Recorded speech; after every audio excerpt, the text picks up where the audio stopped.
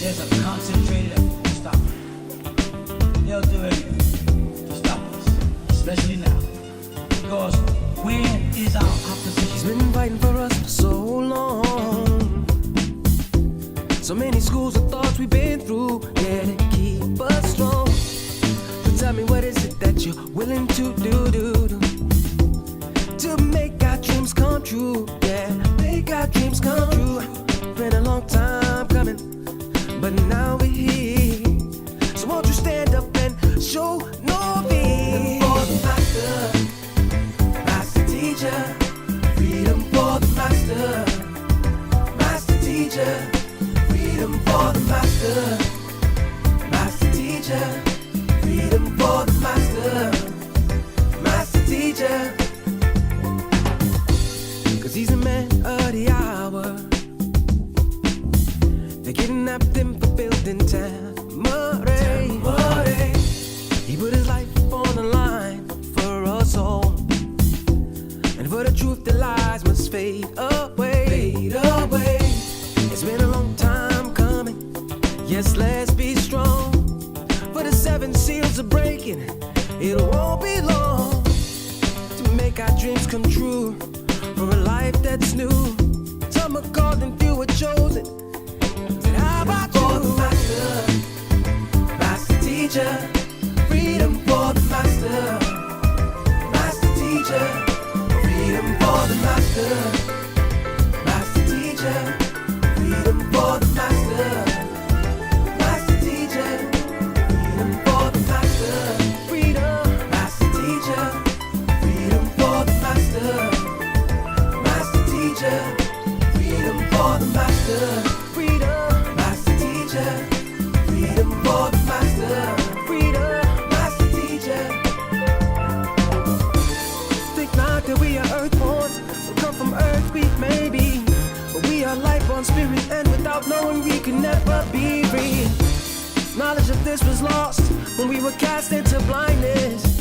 The master teacher came and broke the chains of bondage. For the master, master teacher, freedom for the master, freedom, master teacher, freedom for the master, freedom, master teacher, freedom for the master, freedom, master teacher, freedom for the master, bring it master teacher, bring it freedom for the master, master teacher, freedom for the master, bring it master teacher, bring it freedom for the master, master teacher, freedom for the master, master teacher, freedom for the master, master teacher, freedom for the master, master teacher, freedom for the master, master teacher, freedom for the master,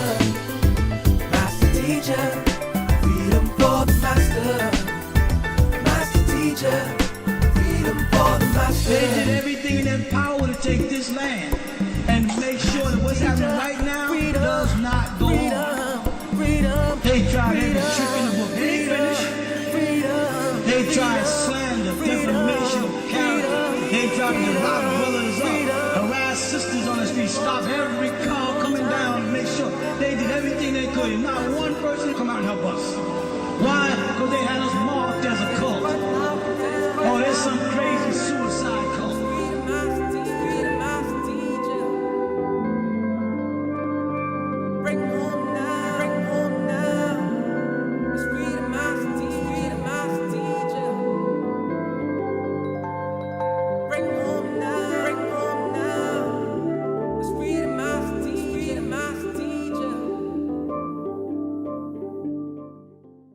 There's a concentrated effort to stop it. They'll do anything to stop us, especially now. Because where is our opposition? He's been fighting for us for so long. So many schools of thoughts we've been through, yeah, to keep us strong. So tell me, what is it that you're willing to do to make our dreams come true? Yeah, make our dreams come true. Been a long time coming, but now we're here. So won't you stand up and show no fear? For the master,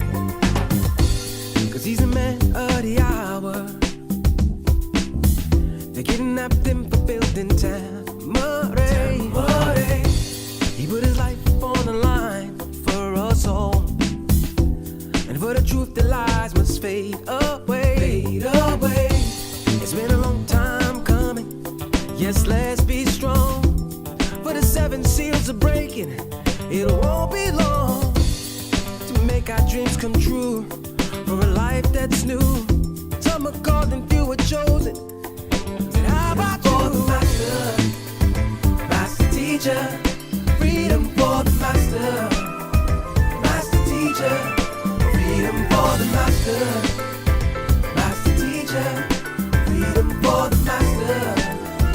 Master teacher, freedom for the master. Freedom. Master teacher, freedom for the master. Master teacher, freedom for the master. Freedom. Master teacher, freedom for the master. Freedom. Master teacher. Think not that we are earthborn, we come from earth, we may be, but we are life on spirit, and without knowing we can never be free. Knowledge of this was lost when we were cast into blindness. The master teacher came and broke the chains of bondage. For the master, master teacher, freedom for the master. Freedom, master teacher, freedom for the master. Freedom, master teacher, freedom for the master. Freedom, master teacher, freedom for the master. Bring it, master teacher, bring it, freedom for the master. Master teacher, freedom for the master. Bring it, master teacher, bring it, freedom for the master. Master teacher, freedom for the master. Master teacher, freedom for the master. Master teacher, freedom for the master. Master teacher, freedom for the master.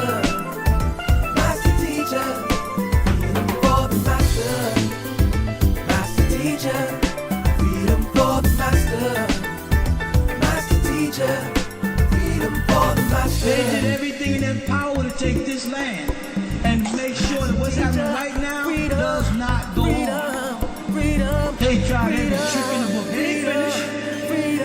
They tried slander, defamation of character. They tried to rob brothers up, harass sisters on the street, stop every car coming down to make sure they did everything they could. And not one person come out and help us. Why? Because they had us marked as a cult. Oh, there's some crazy suicide cult.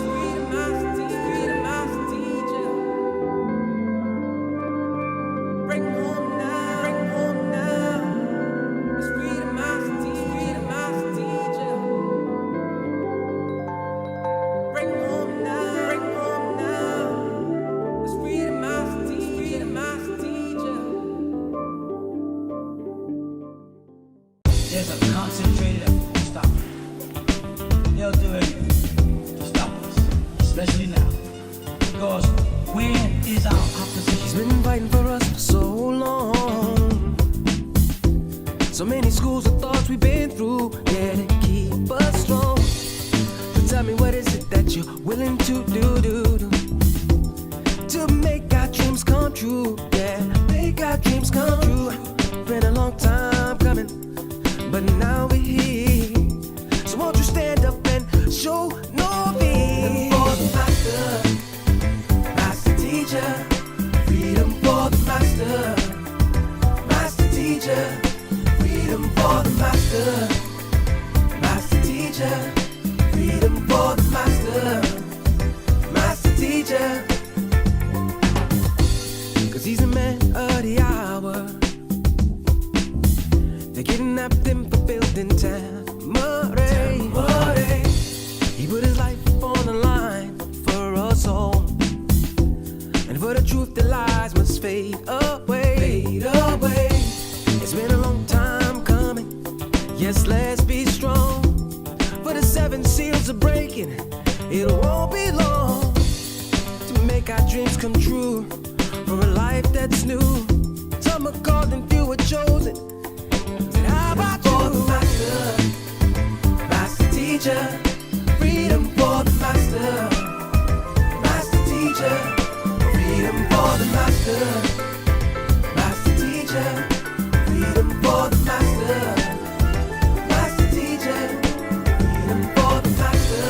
Freedom, master teacher, freedom for the master. Master teacher, freedom for the master. Freedom, master teacher, freedom for the master. Freedom, master teacher. Think not that we are earthborn, we come from earth, we may be, but we are life on spirit, and without knowing we can never be free. Knowledge of this was lost when we were cast into blindness. The master teacher came and broke the chains of bondage. For the master, master teacher, freedom for the master, freedom, master teacher, freedom for the master, freedom, master teacher, freedom for the master, freedom, master teacher, freedom for the master, bring the master teacher, bring the freedom for the master, master teacher. Freedom for the master, bring the master teacher, bring the freedom for the master, master teacher, freedom for the master, master teacher, freedom for the master, master teacher, freedom for the master, master teacher, freedom for the master, master teacher, freedom for the master. Teacher, freedom for the master, master teacher, freedom for the master. They did everything in their power to take this land and make sure that what's happening right now does not go on. They tried every trick in the book. They ain't finished. They tried slander, defamation of character. They tried to lock brothers up, harass sisters on the street, stop every car coming down and make sure they did everything they could. And not one person come out and help us. Why? Because they had us marked as a cult. Oh, there's some crazy suicide cult.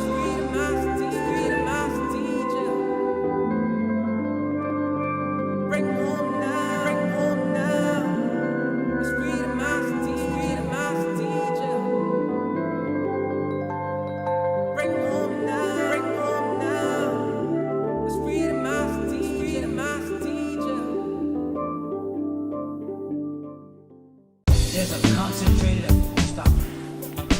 They'll do anything to stop us, especially now. Because where is our opposition? He's been fighting for us for so long. So many schools of thoughts we've been through, yeah, to keep us strong. So tell me, what is it that you're willing to do to make our dreams come true? Yeah, make our dreams come true. Been a long time coming, but now we're here. So won't you stand up and show no fear? For the master, master teacher, freedom for the master, master teacher, freedom for the master, master teacher, freedom for the master, master teacher. 'Cause he's a man of the hour. They kidnapped him for building Tamarack. He put his life on the line for us all, and for the truth the lies must fade away. It's been a long time coming, yes, let's be strong. For the 7 seals are breaking, it won't be long to make our dreams come true, for a life that's new. Some are called and few are chosen. How about you? For the master, master teacher, freedom for the master, master teacher, freedom for the master, master teacher, freedom for the master, master teacher, freedom for the master, freedom, master teacher, freedom for the master, master teacher, freedom for the master, freedom, master teacher, freedom for the master, freedom, master teacher. Think not that we are earthborn, we come from earth, we may be, but we are life on spirit, and without knowing we can never be free. Knowledge of this was lost when we were cast into blindness. The master teacher came and broke the chains of bondage. For the master, master teacher, freedom for the master, freedom, master teacher, freedom for the master, freedom, master teacher, freedom for the master, freedom, master teacher, freedom for the master. Question and answer class hosted by myself. I'm a student teacher of the master teacher, partner by Ya Nun. You heard a few various tracks that was released just a few days ago with the chant of Yanun. That's our spiritual master teacher. For those who don't know, that's on the right-hand side or here on the poster here. Okay, a spiritual teacher that's incarnates every 24,000 years, which is a renewal of our cycle, our way of life. So he's introduced us to various methods and rituals. Which one of them I'm just going to do is a calling out to our ancestors. So we make an affirmation to them, and it's called Pa Takyut, the affirmation. So if you want to join along, I'll share the screen, and you can join along with us. For those who know it. Can we stand up or what? Or no, you can sit there, remain seated. Okay. You remain seated. Feel comfortable in your own skin, basically. I'm good. I'm home Okay. already. All right. So wu-nuwaupu and thalu. Why? Does it matter? Okay.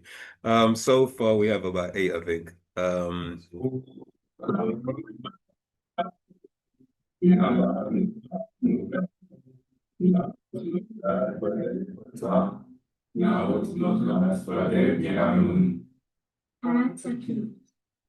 Anuki Jawetpa Ashok Hempa Paut Wukalel Ashok Kawun Jawef Neya Anuki Kasam Hempa Paut Wuka Paut Kawun Kasam Neya Anuki Wahu Anepa Paut Wuka Paut Kawun Wahu Neya Nako karo najuk ame kasam hempa paut.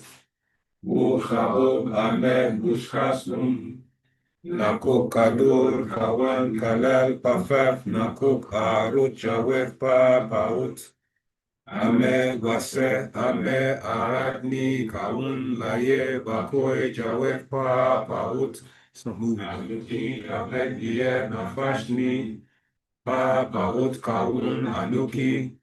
Pa paut kador nakok kador. Pa paut amul nakok amul. Okay, well, we don't normally do the rest of it because it's pretty long. Yeah, we know. There's various different ones. So yeah, apologies for that. It paused in the middle of it. So if you're trying to find out where the words were coming from, it didn't actually. But anyway. Did I hear you say Amud? Yes, Amun. Oh, okay. I'm with you there. Yeah. I'm glad you're with us. No, we're still ancient Egyptians. Yeah. We're just the pre-dynastic and the Neolithic or ancient Egyptians. Oh, well, that's where it all starts. That's where it all starts. Exactly. So we've gone right to the very, beginning source. Exactly.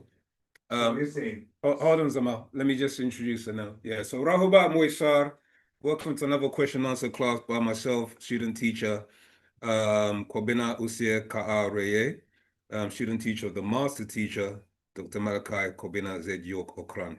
32 degrees, 720 degrees over heaven and earth. So there's an open Q&A question answer class. Please feel free. Don't feel intimidated. Don't feel your questions are either too small or too big or silly.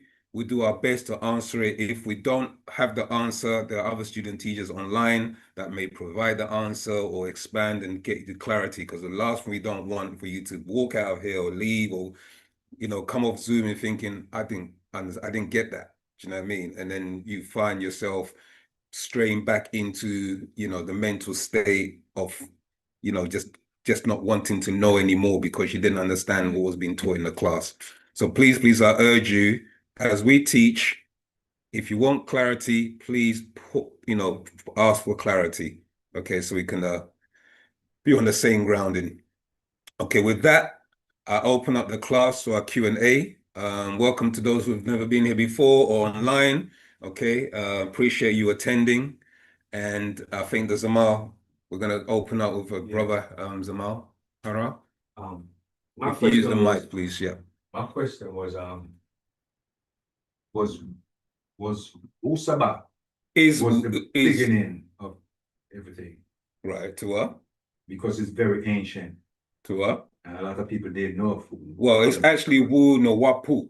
Yeah. That's our spiritual science. Wu-SABAT is our culture. Yeah, I'm talking about the culture. Right, yeah. It's all ancient. Tua, it's from the heavens to this planet. Okay. Yeah. And it was Keep going. before pre-dynastic Kemet, right? This It's yeah, like so the beginning at the source, and then it trickle out. Because Tua, yeah. It's the Neolithic. If you're talking about the Neolithic, you're talking about the Nubans and the Pataites. So that was the culture or the way of life. But what you have to realize is how they lived then and how we're living now in the modern times. That's why it's called a renewal of our way of life. So the spiritual science, Nuwaupu, that's every 24,000 years. Okay? But it's a renewal because we are in a particular state of mind at the moment, not the same as our ancestors were. So it has to be renewed in a way where we are able to embrace it, digest it, do you get what I'm saying, and transform with it. And also relink back to the Exactly. Yeah, that's the transformation. Yeah. So yeah, so it's literally it's a step-by-step process, yeah, which is to clear up all the misinformation that was given to us over the last 6,000 years, and then some. Yeah. Okay. Antakatira for. Yeah, so if anybody else wants more expansion on that, please ask. Yeah. Otherwise, This United Sabian, very well. what's the connection between that and Nuwaubian, the word Nuwaup? okay. If you just use the mic, Elder, to ask your question. Oh, sorry. I've heard of the Sabians, I've heard of Nubians, and I know you refer to yourself as Nuwaupians. So what is the connection between Nuwaupian and Sabians? Huawei. Okay. So the Saba or Sabians, it's not the place or what they've renamed the people who were in Arabia who lived in that region. It was a re-establishment of our culture, Jisham Zain, going back to Queen Hatshepsut. Ah, yes. Yeah, so she re-established and relinked us back to our original ancient way of life in that area. Now, the word Saba gets its root from the word star, or from the star, the Sirius star to be exact. Yeah. You with me? So the Sirius star constellation is where our descendants, which we call our ancestors, they descended down to this planet. One, they incarnated into body, and two, they came by other means of transportation, either etherically, so as a soul force, you see what I'm saying, and manifested, or they incarnated into bodies. So that's how our ancestors would work in the spiritual realm. Yeah. So the word Saba ties into also it has other meanings in the sense that when you break down the conjugation of the words, you can change it. It also means teachers, or it can also mean Stargate. So this Stargate was a way of us moving into the different dimensions and the portals opening so the beings could come here. So that's where the actual origin of the word. So the symbol for that word is a star. Yeah, yeah. So if you go and look up the word Saba or Siba or Sepsobtet, or there's so many different derivatives of that word. Okay. Well, Sirius is the Greek. Okay. But it's the Greeks took it and it eventually became not even Greek, it became Latinized and then became Anglicized. So what you're saying Sirius, you're actually saying the English word for the word Sabatat or Sobtet. Yeah. Yeah. So, but essentially that's our connection to our ancestors from the stars. So why some of your literature got the word Egypt then? Why do we have the Why word do you have the Egypt? word Egypt? Because- E-G-Y-T or something? Well, we spell it with an I, E-G-I-P-T. Yeah, That- but what's the connection between that word, Mhm. which I understand is Greek Yeah, in origin, it's quite understandable. and Yeah, Kemet? yeah. Reason why Kemet. the master teacher's done that, especially with the I, because that links into us being the nine ether beings, because the letter I is the ninth letter. So it's tying into the fact that we are nine ether beings that have incarnated into this form. The reason why we use the word Egypt is because that's what many people are familiar with. Yeah. You see what I'm saying? If we start to use the word Nuwaupian, Napata, Moreau, What about Kemet? we use Kemet too. We do Mhm. use Kemet. You see what I'm saying? Right. But it's the familiarization of that word so that people say, oh, that's what you're talking about. Yeah. And then once we kind of like walk them through the different schools, then they start to realize, oh, this is what it actually is and who we are. So So yeah, you're teaching people from where they are. literally baby steps, yeah. Because the master teacher, Partner Babianun, in 1963, okay, was teaching this information till about 67 to a very small group, personal group at the time. At that time, we were wearing our traditional African garbs, playing drums, doing spirituality, chanting, all of that kind of stuff. But the incarnated being, when he was teaching this information as Amun Nubi Ra'akata at that time, he was teaching the science known as wu-nuwaupu. And that spiritual science is what he came initially to teach.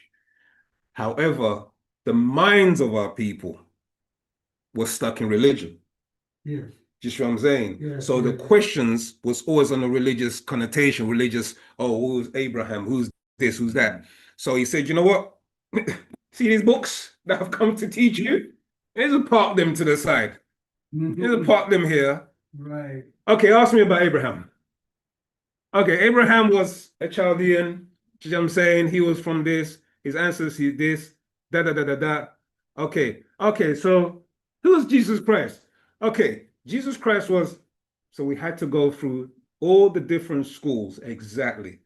And we had to then go under the cloak of those schools. So we were known as the Ansar Allah community, the Nubian Islamic Hebrews, the Holy Tabernacle Ministries, the Coptic Church. We just literally went through different schools just to show you that this is not you. Yeah, so just what I'm saying, this is who you really are. Like how we had the conversation, you came across Sheikh Anta Diop and you realize they've been lying to me but we had to submerge in those schools to gain an understanding or understanding. Yeah, so that's why. That makes sense. Yeah. Okay, so please probe if you want me to expand or anything, or any questions. Or if you have any questions online. Are there any questions online at the moment? If not, I can read something to you people to spark some questions. Please don't be shy. This is your opportunity. Yeah, go ahead. Just about the man-panic risk. On page 86, there's Okay, do we need to go to the well, I'll ask the question. Maybe. Yeah, go, yeah, all right. Yeah, okay. Let me try and find the book. And there's a diagram of Ilion, And the planet risk is like an extinction event where it takes over or anything like that. Is it for every race or just for sorry, could someone mute their mic? Delta. Yeah, go ahead, Zama. And I was just curious because there's lots of other planets within the system. So Sure, are there other beings on those planets? Tua. Oh, Yeah, because okay.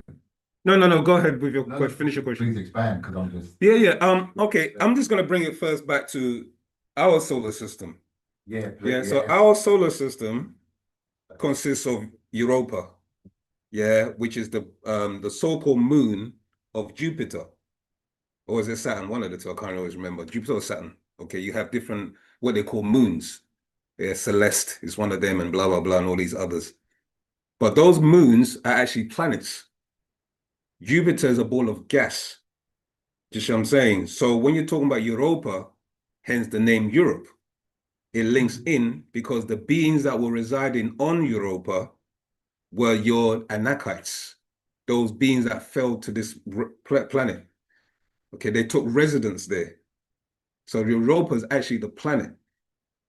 And that's just one of the places that's inhabited by beings who are vibrant. Remember, this is all about vibration and density.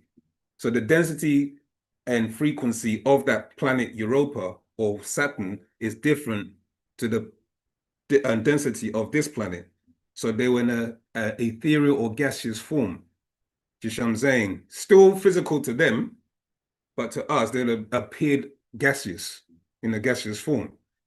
So when they incarnated, they came back into those tribes that we call the Caucasian race, the 12 tribes of Canaan, or 11 tribes of Canaan.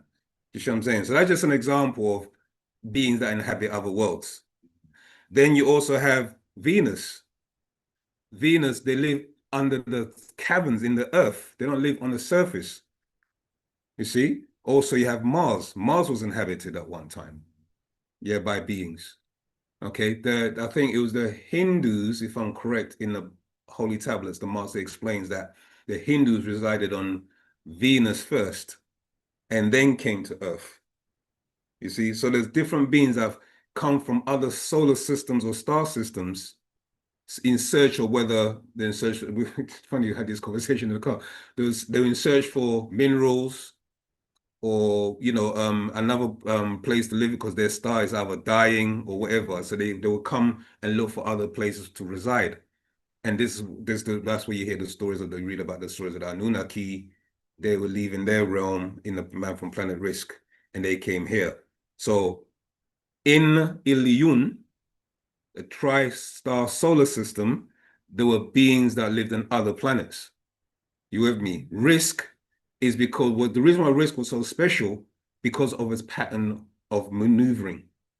It would go through all the 3 different stars, suns, and at one particular point, all 3 suns would shine down on Risk, and it would rejuvenate those beings, those Ethereans on there. You see what I'm saying? And raise them to a certain frequency, and they'll kind of like absorb that energy. So that was the difference between Risk. Risk had a very unusual pattern of maneuvering. Does that make sense? But yeah, there's other beings on, and in fact, I think there's one of the planets or moons is called Sibtu, and Sibtu sits between this 18th galaxy and a 19th galaxy, which is in Ilion. You with me? And if I'm correct, Sibtu is where you get Sirius, the Sirius star system. You see, so the Sirius star system, it moves because what you have to look at is as we sit with Earth rotating around the sun is rotating around a larger body, the solar and the galaxy, or sorry, the galaxy, and the galaxy is rotating around the universe, and sometimes universes sit in bubbles. You see what I'm saying? So one universe might merge into another. You with me? And sometimes they might expand into another. So this is what's taking place. It's not literally every planet just circling around they actually can move and go like Pluto. Pluto's a wandering planet. It can move into another system and come back. You see, so all of these things are taking place. So yeah, there's beings on many different worlds. And what we know as our ancestors, Nuwaupians, there are beings like us on other planets, on other worlds. Our relatives, because they didn't just see this Earth, they seeded other planets as well with us, with the same kind of thing. And then features, and we evolved according to wherever we were. Does that make sense? Okay. Great answer. I've got some more questions. Yeah. Feel free. Go ahead. Question? Theo Cullen has a question. He's had his hand up for a while. Oh, who's that then? Theo. Okay, Cullen? so Theo, and then Reality Rich on Clubhouse. I'll invite you to speak, Reality, but I'm going to take Theo's question. Greetings, Theo. How you doing? Rahubat to you. Rahubat. I've asked in some previous Saturday classes about how we were originally Ethereans and came down into these skin suits as it's been described.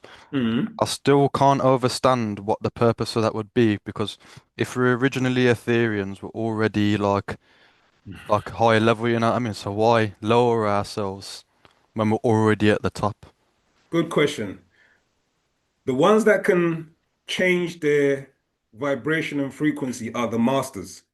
So beings that have mastered this can do it at will, okay, by leave of the natural rules of nature and the universe. What happened with us is we didn't evolve to that grade. So we had to start again. And the reason why we had to start again is because as the planet, remember what else explains that the Sirius star system, Sirius C, they were going to disintegrate it because they were going the system at that time it was dying. So the beings had to be removed from there and they had to raise themselves to a higher level of mind. This is what's happening here on this planet right now. We have to be raised to a certain level to be able to transform. So the same thing was happening on Sirius. They were warned and raised and taught, but not all of them were able to be, how can I say, make the grade. They didn't pass the school that they were supposed to pass.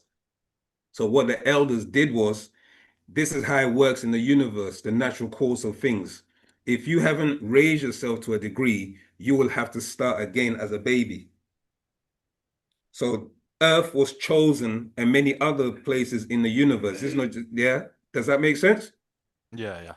Yeah, and then so we were put here as a form of life wave, energy wave, Ethereans, that we then slowly learned to navigate our environment, learn our bodies. Because one of the things about what the master teacher explaining is we have to learn how every part of our body works. Do you see what I'm saying? Because the transformation is in being able to know this, how this works, what this does, etc., etc. Lowering your tones and your vibrations, and then those things will help with the transformation. And as you learn your way through as a baby again, you will then acquire the necessary skills to be able to then raise yourself and become an Etherean, which is slowly happening because some of us have diligently now started that journey. You see, so the same thing that potentially might happen to Earth already happened on Sirius C. So you're saying there's different levels of Ethereans? There are different levels of Ethereans, yeah. Oh, so some of the ones that were lower had to then do it again, so they could then. Exactly. Some of them, and then the ones that raise themselves enough to leave a skin suit, because you're like a baby Etherean, basically. That's why the solar plexus and those things are there inside of you, because your whole journey is to transform out of this skin suit. Yeah, that makes sense. I'm Takatira. I hope it does make sense. Oh. Any other questions on that if you want me to expand further?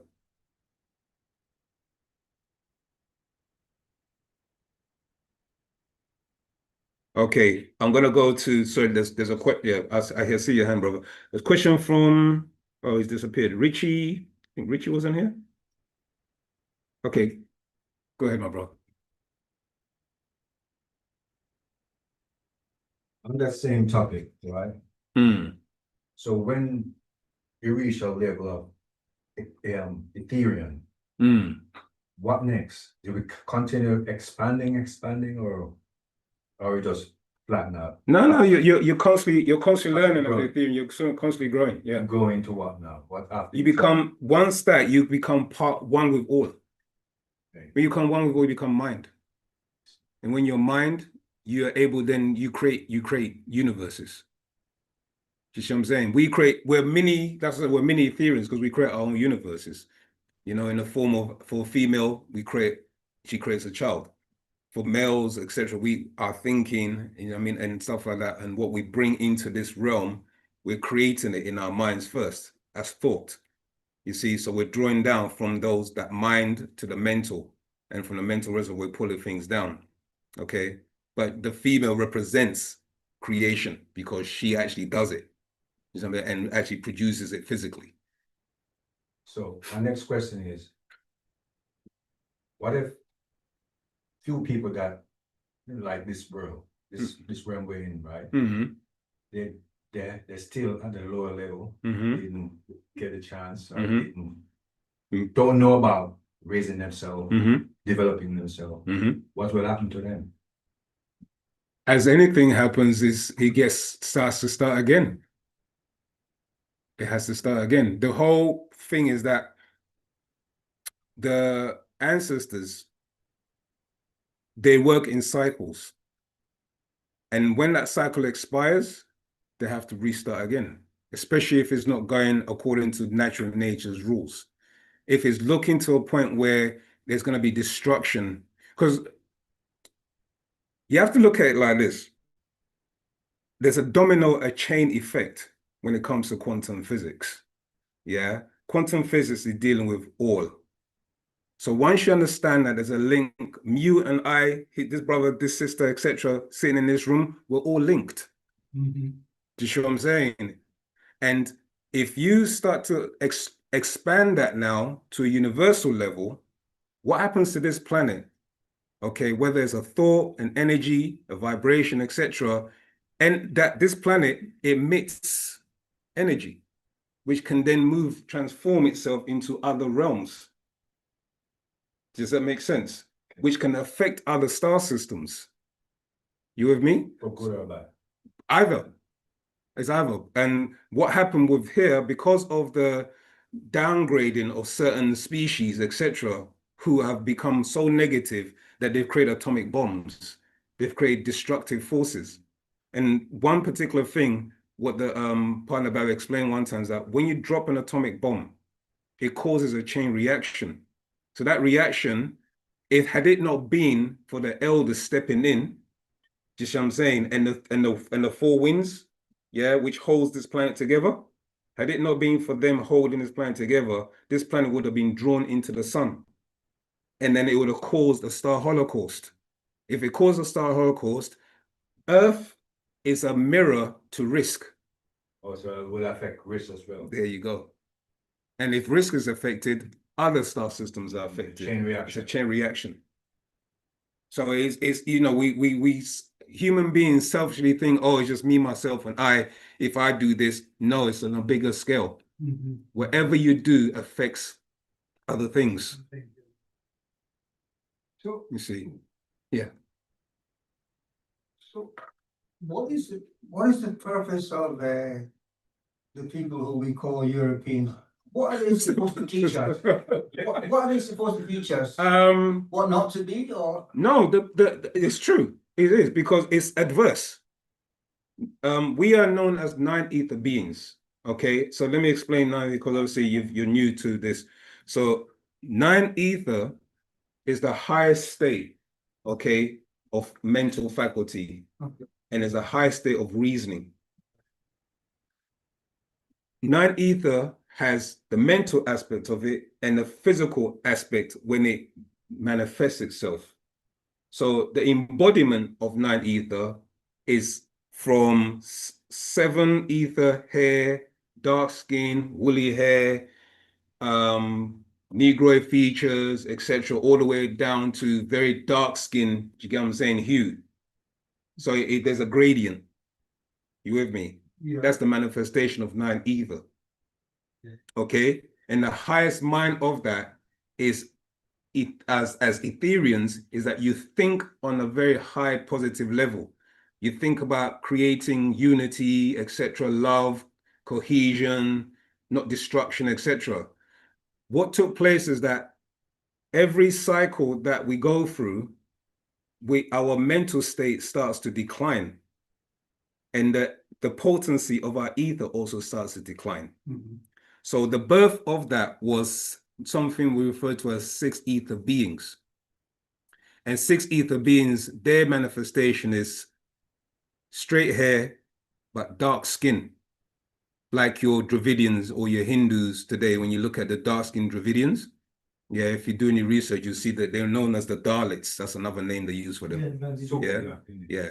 So, but what's taking place is that the negativity that was within them was born as an albino or recessive trait or recessive gene.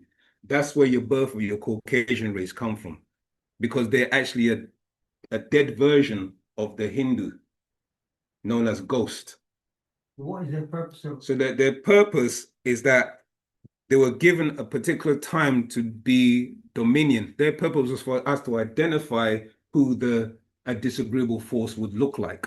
Do you see what I'm saying? What not to be. Yeah, what not to be. Because prior to then, there was negativity on the planet, but they looked like you and I. So it's very hard for you to discern or differentiate, do you see what I'm saying, who is who. But the birth of this particular being allowed us to then know what this particular nature was going to be like. And as you see from the last 6,000 years, the nature of this being is being very destructive. You know, so that's essentially what the purpose is. And it's for us to, you know that and not to be like that. But unfortunately, a lot of us are falling into that trap. We're now acting and behaving just like what we created. Okay? When you talk about 9 levels, That's all right. You make references to 9 levels. Sure. So 9 of them are physical and 9 of them are spiritual or something, or pure energy level or whatever. I don't know how words you use to describe non-physical things. Okay, so you have the energy levels, and the energy levels, they all have a physical representation. Oh, it's a reflection of the earth. Exactly. As above, so below. Yes. Yeah, you understand that concept? Yes. Yeah. So yeah. So where is 9? Is 9 at the top? 9 is the highest, yeah. Yeah. In the form of degrees. You know, if you start looking at layers, it's but it's actually in the form of degrees and expansion. You with me? And can these 9 levels can they be looked at as concentric circles as well? Definitely. Yeah. Yeah. Because it's literally expanding. So as a 9 ether being, you are all. That's what we teach. You are literally all manifestation. You were actually responsible for the creation of the universes in your supreme state. Yeah, you with me? And then, as I said, as time elapsed, you lost your ability, you lost your mental faculties. It started to wane, it started to decline, only because there were cycles. Everything has to have a physical, representation in cycles. So this is what took place with us. Right. Does that make sense? Makes a lot of sense. Okay. Yeah, I mean, I appreciate that things go in cycles. Yeah. You're not always in a high state. Exactly. Sometimes you're going down, sometimes you're going up. Exactly. So it means, like, I imagine it as like a clock face. Sure. Yeah, so when I'm at 12 o'clock, I'm all good. Yeah, and it's funny you said that as a clock face, because we have a symbol, a symbol called the SMAT circle. The SMAT circle shows you the different states. So right now we're coming out of the state of mental sleep, which is at the lowest stage. So imagine the clock circle, and the lower point 6 is o'clock? 6. Well, no, is it 6? Yeah, 6 o'clock. Yeah, beg your pardon. Yeah, 6 o'clock. We're moving not clockwise, but counterclockwise. So the universe actually moves counterclockwise. Okay, so from 6 to 5, 4, 3, 2, and then back up. But it doesn't go back up to 1. There's a science where it starts from 6, then it goes up to from 3, it goes up to 6, then it goes up to back to 9. And then from 9, it goes back to 6, and then it goes back to 3. There's a science behind it, but I'd have to pull out the book to Okay, explain it. yeah. Little bit at a time. Yeah, exactly. Yeah. Not too much. Yeah. So there's a few questions on Zoom. Shall I read Yeah, it? I've somehow lost connection with my thing again. My I'll take the question on Zoom, but my Clubhouse is gone again. Wow. Yeah. Okay. Where's the question? Is it written down, typed up, or hands Yeah, up? it's written down by Nubian Goddess. Okay, I see Theo as well, so I'll take your question, Nubian Goddess. How far up is it? Could you say the question, Zamata? Is that okay? Two Azama. Rahubat Musa, what is the real meaning of the name Queen? Oh, well, wait. Basically, it means prostitute or harlot. That's the meaning of the name Queen. But you can look this. You can, if you're not familiar with a book called not a book, sorry, an online dictionary, or you can actually buy it in stores, in bookstores. It's called the Etymological Dictionary or Etymology Dictionary. Yeah, or online dictionary. It's called etymology. Yeah, etymology. And what etymology does is it gives you the science and the origin of word meanings, mostly from the Latin, the Greek, the Indo, or what they refer to as the Indo-European languages.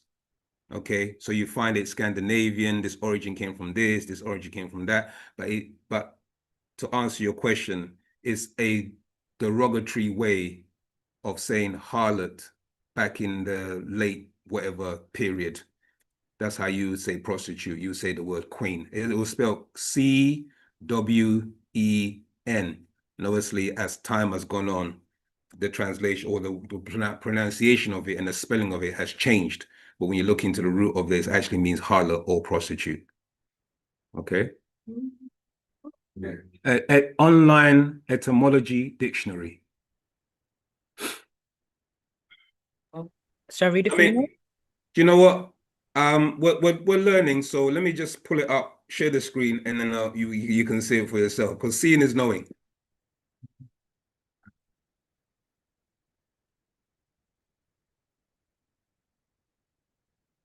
I'll just share my screen a second once I'll pull it up.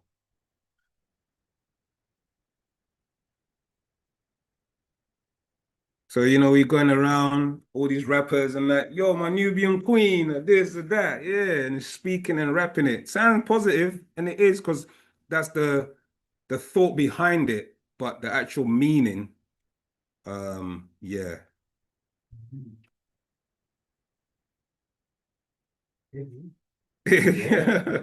we give you a lot of heavy stuff. Let me share screen. Right, so it's a Mon on the rule of a state, woman, wife, proto-Germanic, Quens. Give you all the meanings. Madam Zamal, sorry to interrupt. I'm not quite sure if you're aware that sound had been lost on the Clubhouse. Yeah, it's not just that, Zamata. I've literally been thrown out of Clubhouse. Oh, wow. Yeah, so Zamal, is it possible to start a class on Clubhouse from us? Because yeah, if you can try, because yeah, it literally went as I was speaking, it cut out. Yeah, so yeah, apologies for those on Clubhouse. Even if you can just send a link, ask them to join Zoom or something. Yeah, I'm married. It goes on and on and on. In fact, you know what? Which is actually funny, because I think they've actually when you go and look into older etymology books, you actually find the true meaning, but they've actually changed it slightly on here. This is actually quite funny. Yeah, they're saying it means woman, etc., female, but that's not the true meaning. They've actually changed it. I know for a fact they've changed it. Yeah, they've changed it. What, to hide the truth? Yeah, to hide it, what it means blatantly, because when you go into the older, I had older etymological books, and it will show it in there what the true meaning is. They've changed it. It's not showing it here, and before it was showing it. Ah, I see. Sorry, I just so it's funny. I'm just oversharing with you. But it's just funny how they trying to change that. Every kind of derogative that they get that black people usually use for themselves, because a lot of black men like to be like, "Oh yeah, black queen," as almost like a way to like big up sisters. And in the reality of it is if we knew the meaning behind the word, exactly the same way that we use the word the N-word, right? If we knew the meaning behind the word, we wouldn't be calling ourselves that. But they want us to keep calling ourselves that or keep calling each other that because it's like they want to reinforce the over sexualization of our females and the down bad, lazy mindsets of the males. And then as long as they can keep us down there, then we won't build anything together. Yeah. Yes. Yeah. Still online. It's just that your mind's muted. I can't. It's not letting me in. Robert Zamal. Yeah, I see you, Zamal. It's literally not letting me in. Look, start even. That's really strange. All right, yeah, Rahubat. Go ahead, Theo, and then I think. This is Jose Hotep. Okay, Rahubat, Jose. I've got Theo. Is there a question, Jose, or just about the zoo? Follow-up question regarding the theme on the Queen. Oh, okay, yeah. I wanted to know what would be the appropriate word or term to use in order to address to our women or the women in the culture that we want to give reverence to them. What would be the appropriate term to use? Feminine. Feminine. Feminine. Yes, feminine. Okay. If you want to use a term that addresses them correctly, is feminine. We also use the word gadatat, which means goddess. Okay, goddess, feminine and goddess. Okay, I appreciate love. All right, Antakatira for Zamal. Theo, go ahead with your question. Just before I ask my question, if you scroll down a bit more on the page you're on. Oh, Tua. There's it mentions the harlot. Etymology one. Yeah, if you scroll down a bit more. Keep going. Here you go. That's it there. I had the feeling, yeah, because I didn't think, okay. Was it further down? Is it here? Armenian, Perusian, queen, female ruler, Gothic state, wife. Further down, I think. Queenhood, there you go. Yeah, that's it there, I think. Is it? An old woman or crone and is in popular use, hussy. There you go. Yeah, women considered without regard to qualities or position, perhaps by contrast to the senses in queen, hence often a slighting or abusive term for a woman. In Middle English, it could mean a harlot, an old woman, or crone. And it was in popular use 16th century to 17th century in the sense of a hussy. We all know who a hussy is, isn't it? Or what they refer to as a hussy. What is it? Somebody who sells their body. All right. They know that. Yeah. They do refer to their rulers as kings and queens. That's right. Yeah, they do. But they trying to make it into the positive, but not giving the true meaning of what it actually stems from. That's what they do. Do you know what I mean? Always hide information, hoping that you won't look for it, and then you use it and it becomes natural to everybody. Oh, but like Zamaltat said, do you get what I'm saying? So yeah, any further questions? Theo, appreciate that. Thank you. Of course, use the scroll button. That would help. Yeah, no. We all make our mistakes. Yes, I appreciate, love that very much. Taotak. Yeah, I just wanted to ask as well. My question was Sure. about how to actually contact my ancestors. Like, what actionable steps can I actually do? I know you said it's through focus meditation or great, like extreme focus. Okay. But like, what can I actually do to contact them? Okay. So, do you have an altar? An altar? I don't know. No, I'm just trying to establish what you know so far. So to contact ancestors, obviously you're doing those methods already, those practices. To open up a portal to where they are residing in that dimension, you create an altar. So the altar will consist of your relatives who have transitioned. Not all of them you're going to know, obviously, but you still created an altar because the altar is a doorway to them. And you place on them their pictures.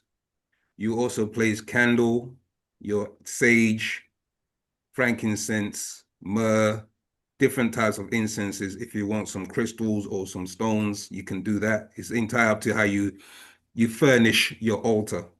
But essentially, the altar is a doorway to that spiritual abode. And with that doorway being open, when you're speaking to any of them, it's either you can speak to them all, or if you have a specific ancestor, what we've explained is that you put the other pictures down and communicate with the one that's that picture that you want to speak to, have their picture up. If you don't have any pictures of them, then you just do a commune with them by requesting their what's the word? Their intervention in whatever dilemma or situation that you may be going through, etc. Or, just sit down, just like how the master explained it, is just sit down like you're speaking to your partner or your mother or your father. You knock on their door, sometimes you want some advice, sometimes you might want some, just somebody to just talk to even. But they're there and they're listening and they're waiting for us to make that connection with them. So that'll be the actual way of making that link. And what starts to happen is, as you start to make an etheric link with them, just like how you have the brain cells, when the neurons and the synapses and the dendrites, it starts to get thicker and stronger. The same thing happens with the etheric spiritual cord that you have. Your etheric spiritual cord will then get stronger and streams of energy will be connected to them. Yeah, that cord, what we call the etheric cord. So the etheric cord is the link to your oversoul, who are your ancestors. And those ancestors, the one that's strongest in your family is your great-grandmother on your mother's side. So if you know her name and she's transitioned, because some people still have great-grandmothers alive, but if she's transitioned, you can then call on her name and speak to her, because she acts as like an intermediary for the higher beings. That's what was explained to us. So if I don't have any pictures, the only way, would I still create an altar if I have no pictures? Yeah, definitely still create an altar, because the altar is a gateway, and you're still making that etheric link through that gateway. And remember also that your body is also a gateway, your chakras. So part of that is your chanting in the FAC. When you're chanting in the note of F, you're aligning your body with your relatives. When you're chanting in the note of C, you're aligning yourself with the cosmos or the universe. When you're chanting in the key of, or the note of A, and that's A major for males, that is. Okay, this is in a book called Wavelength A. You can find the book upstairs, I think is in our store, still being sold. In that book, it explains that the A note, what the A note is doing is you charging your body, as the cells will create an electric field. That electric field will draw from the environment the etheric energy that's within the environment, and it creates a charge in your being, which stores that energy. And that the storing of the energy can be then utilized by your solar plexus to regenerate cells and to heal your body, or for other things like having a higher energy, so that you can, when you're communicating to them, it's the, how can I say, the speed and it's not hindered, basically. Yeah, the communication is not hindered. So that's, you're actually charging yourself. So the note of A, that's what it does. And you said the F notes for aligning yourself with your Yeah, answers. you're aligning yourself with your ancestors, yeah. So go ahead. What would that sound like? Is that like a Yeah, home chant? yeah, you know, let me see if I can pull it up. Let me see if I can pull it up on here on my harmonium. There's a instrument called a harmonium. Something like a piano. Yeah, like an Indian, it's a natural air, made of air, compressed air. Yeah. And you literally, when we can share it in fact, we can share it or upload it, I think, to the wu-SABAT. You know wu-SABAT, OSM? The Telegram. Yeah, Telegram, yeah. Yeah, I'm in that. That should, I think I've got it in there. I can post it in there. If not, I can ask brother Saken to post in there. But I thought I had it. So you can actually at least hear what it sounds like.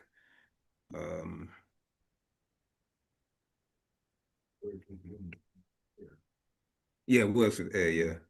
What's my oh, kind of the wrong thing, that's what. Just bear with me a second. Cultural aid. This one. Should have it in my.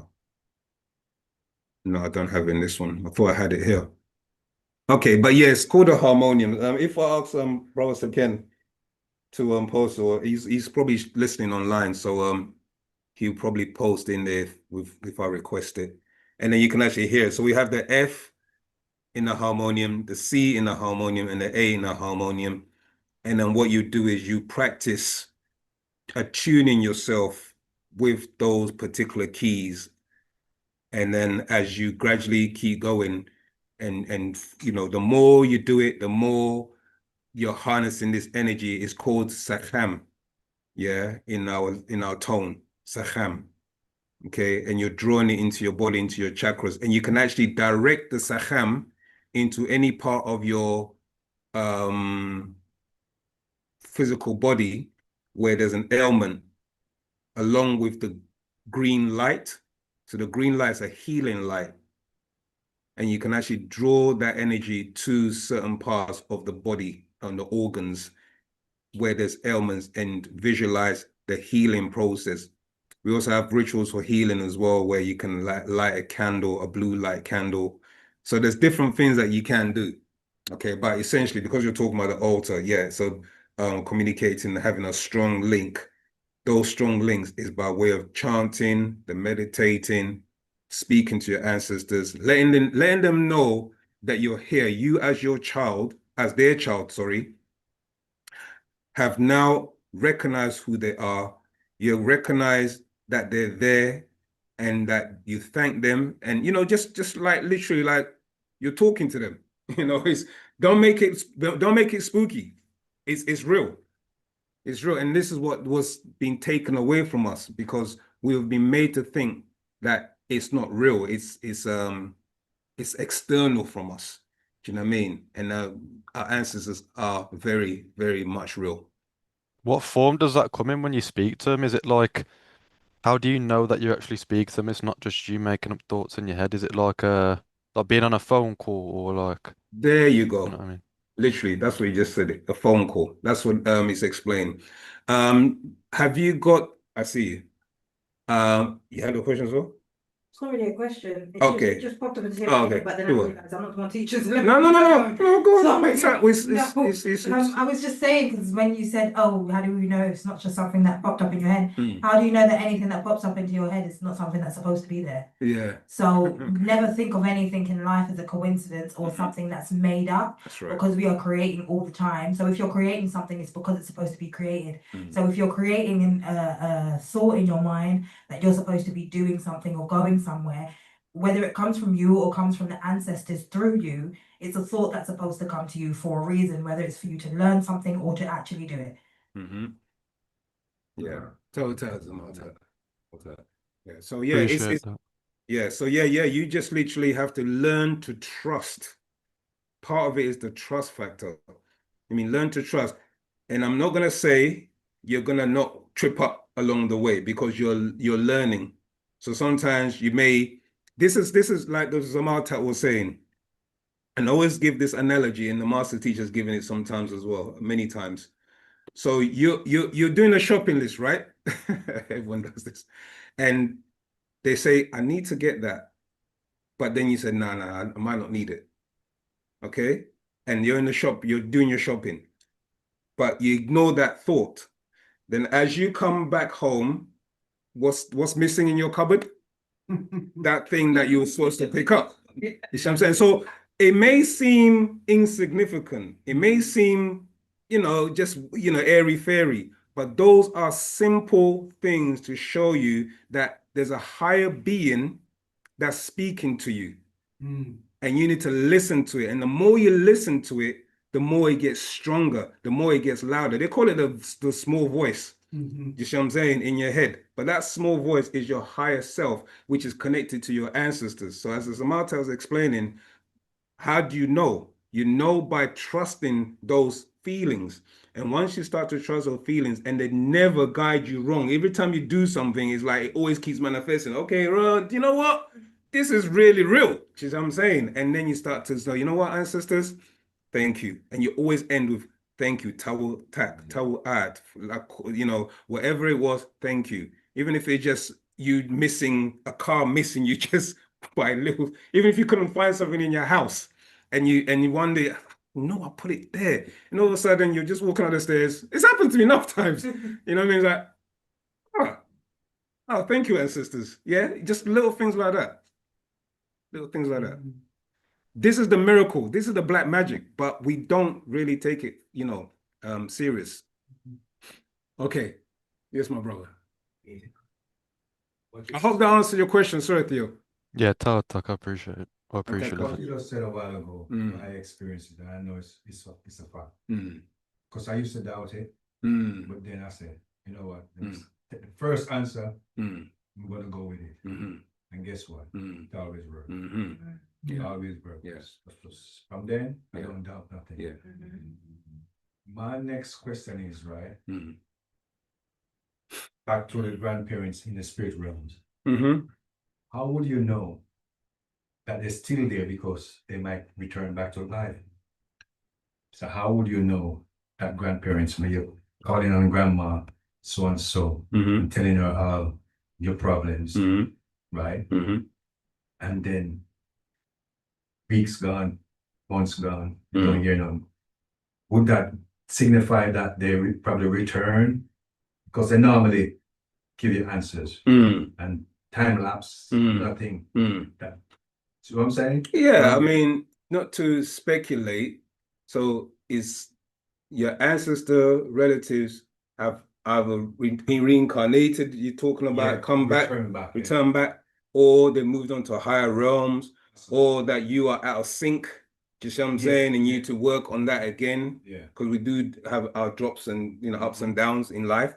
So yeah, it's various different realities or reasons why you may have that disconnection. Do you know what I'm saying? Which one of the grandparents would be the perfect one to contact? Would it be your mother's side or your dad's side? The master teacher never said perfect, but he said the strongest is on your mother's side, your great grandmother. Yeah, but you have two grandmothers. Yeah. One on your dad's side. And your mother's side. So which one would be the one? That's what I just said. Your the mom's side. Your mother's side, yeah. Why the mother's side? The mitochondria. Okay. You see what I'm saying? Yeah. Remember, she's a complete being. Yes. See what I'm saying? So being that she's a complete being that has all the telomeres intact, the essence and the communication is done by way of the matriarch. Yeah. Because we are a matriarchal race. Yeah, because why I brought that up is because I always dream my grandma on my mom's side, right? And the last time I saw her, she was so happy, so happy. And she said, yes. And she was happy. So when you saw her as in a spiritual, okay. Right. Then after that, I don't dream her no more. That's why I'm wondering if she returned back to life through one another grand, because my mom's it's quite possible. Massive. Yeah, it's quite possible. So it could be any one of the grandparents, children. Tour. She came into. Tour. So yeah. I'm just asking. No, it's quite possible. So I can't say to you that's definite. Only one being would be able to tell you that. Yeah. Thank you. Is there a way, because whenever I get in contact with my ancestors, I can only really get into contact with my ancestors from my father's side. Well, yeah. And I believe that the reason is because on my mother's side, my grandmother doesn't know any of the family because she's orphaned. Everybody passed away before she was grown enough. So I can't actually contact them. Is there a way, because I have no information about them, is there a way to contact them without any sort of information? Yes. Or is that dangerous? I don't know about dangerous, but the mediation is a request. You just have requested through your father's side. You see what I'm saying? If they knew them.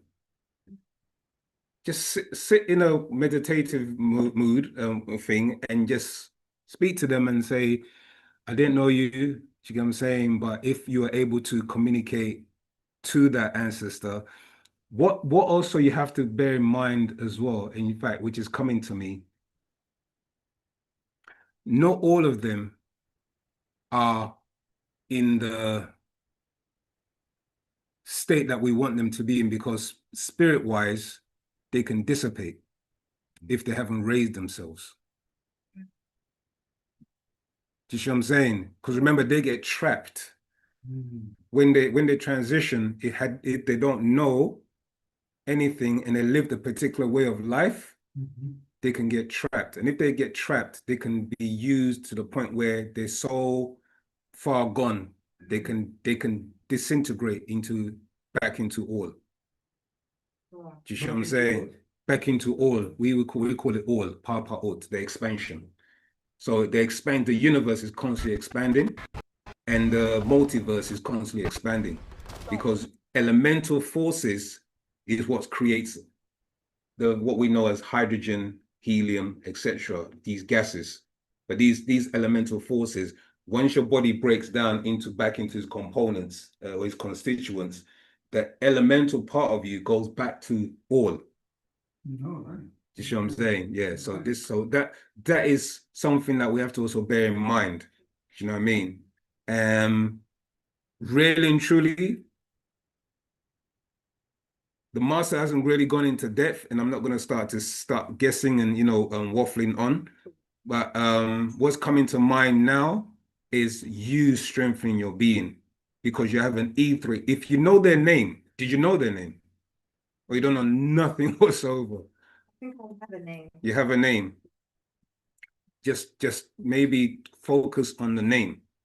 Do you get what I'm saying? But be mindful too, that their beings also have that name. Do you see what I'm saying? So it's very hard to walk in the spiritual realm when you know that part of you, unless you actually have some kind of tangible, maybe her, I don't know, did she have some jewelry? Did she have some, do you get what I'm saying? Yeah, it's very, very difficult. Yeah. So you can only work with who you know. Do you get what I'm saying? Until one of them, through you, becomes strong enough that they may then able to grow up there exactly, pull them out from that, or the energy starts to, because remember, it's spirit energy. So the spirit energy is in the formless state, and it comes into form because we create it. So in essence, you are able to generate that spirit form, but it has to be in a particular way. You have to have been raised to a certain level, do you get what I'm saying, to be able to deal with those kind of dimensions. And the master teacher, as far as I'm aware, hasn't gone into detail. So I'm not going to stand here and say, you can do that, do that, do that. Do you know what I'm saying? Yeah, we don't do those kind of things. Yeah. All right. Well, there's a few questions in the chat on Zoom. Oh, okay. Well, and then Kobe has his hand up as well. Okay, so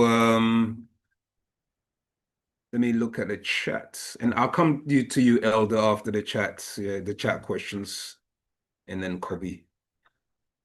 Okay, so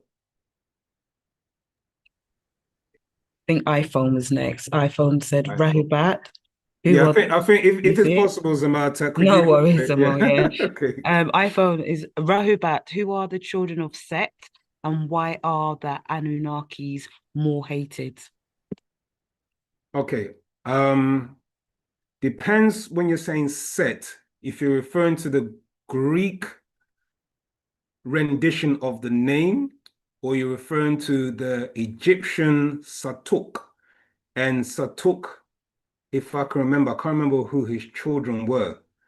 But he did have children. I don't know who the descendants are, but okay, my battery's low. Plug it in this connection.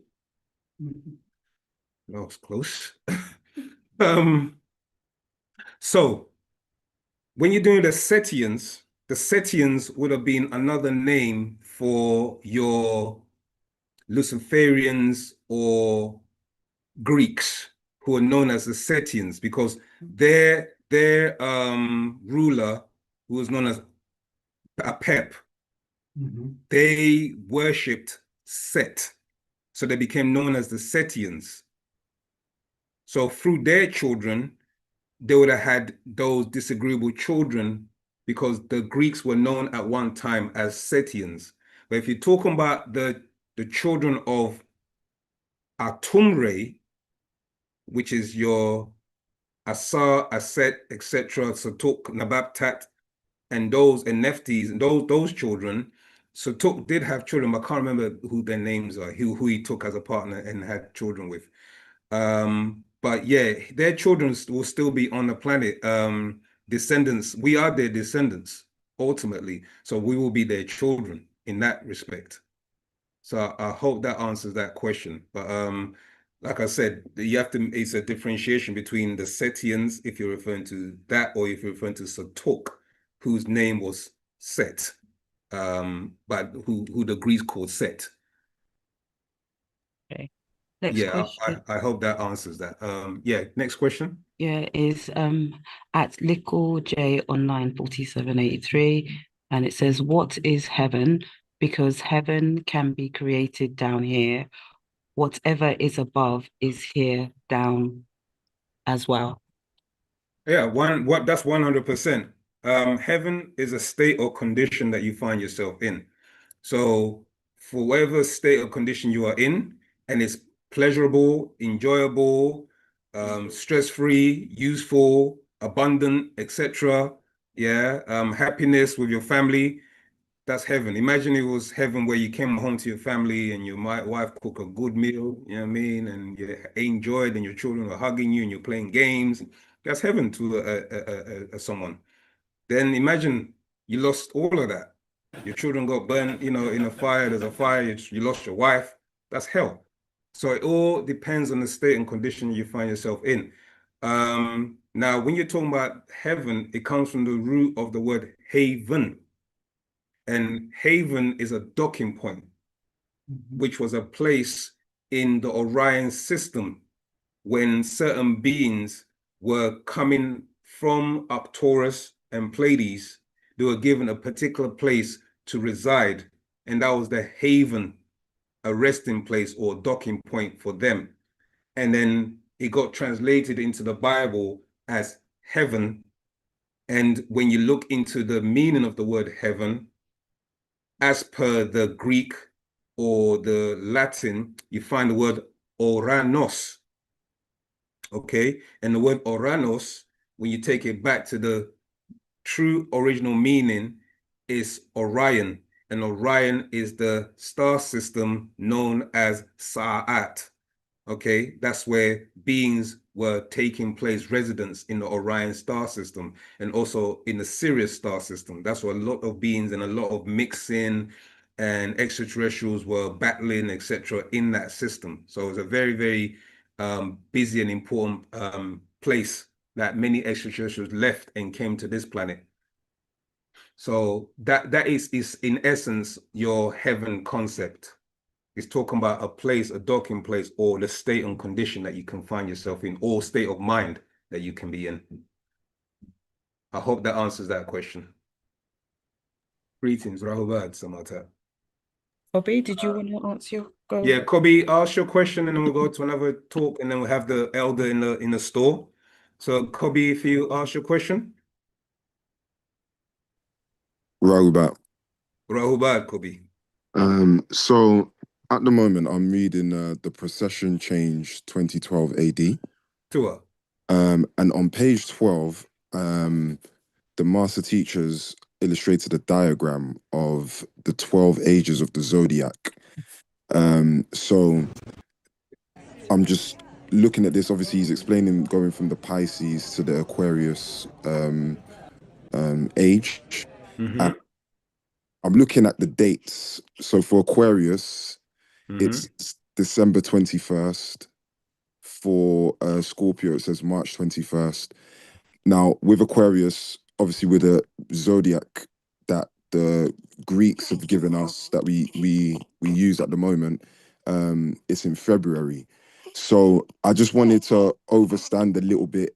Oh, and also on the next page, he's got the Dindera and showing everything there. So I just wanted to overstand how we should be looking at this zodiac, because obviously with what the Greeks have given us, it's kind of confused a lot of the information.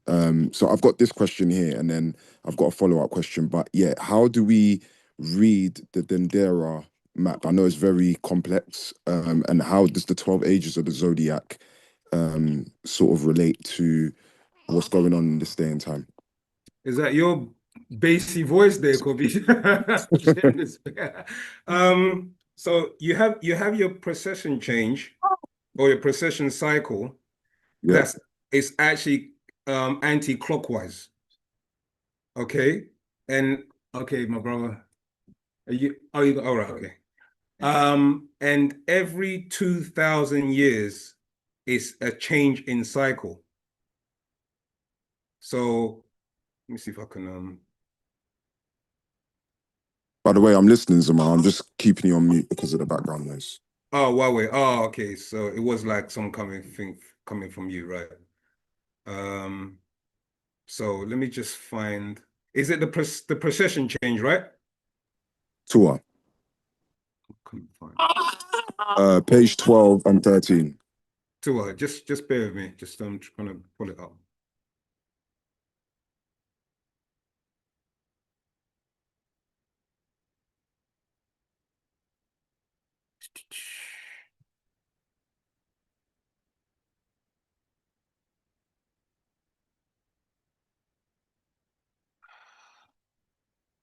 Greetings, Robert Zamal.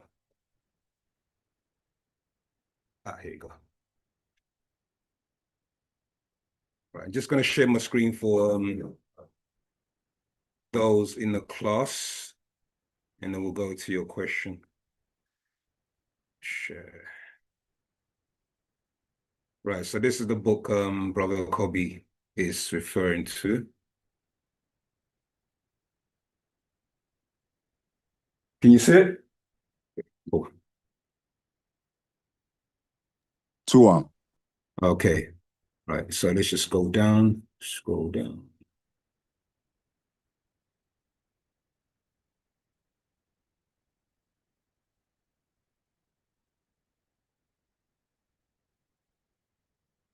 Page 12, yeah? Tour, Zama.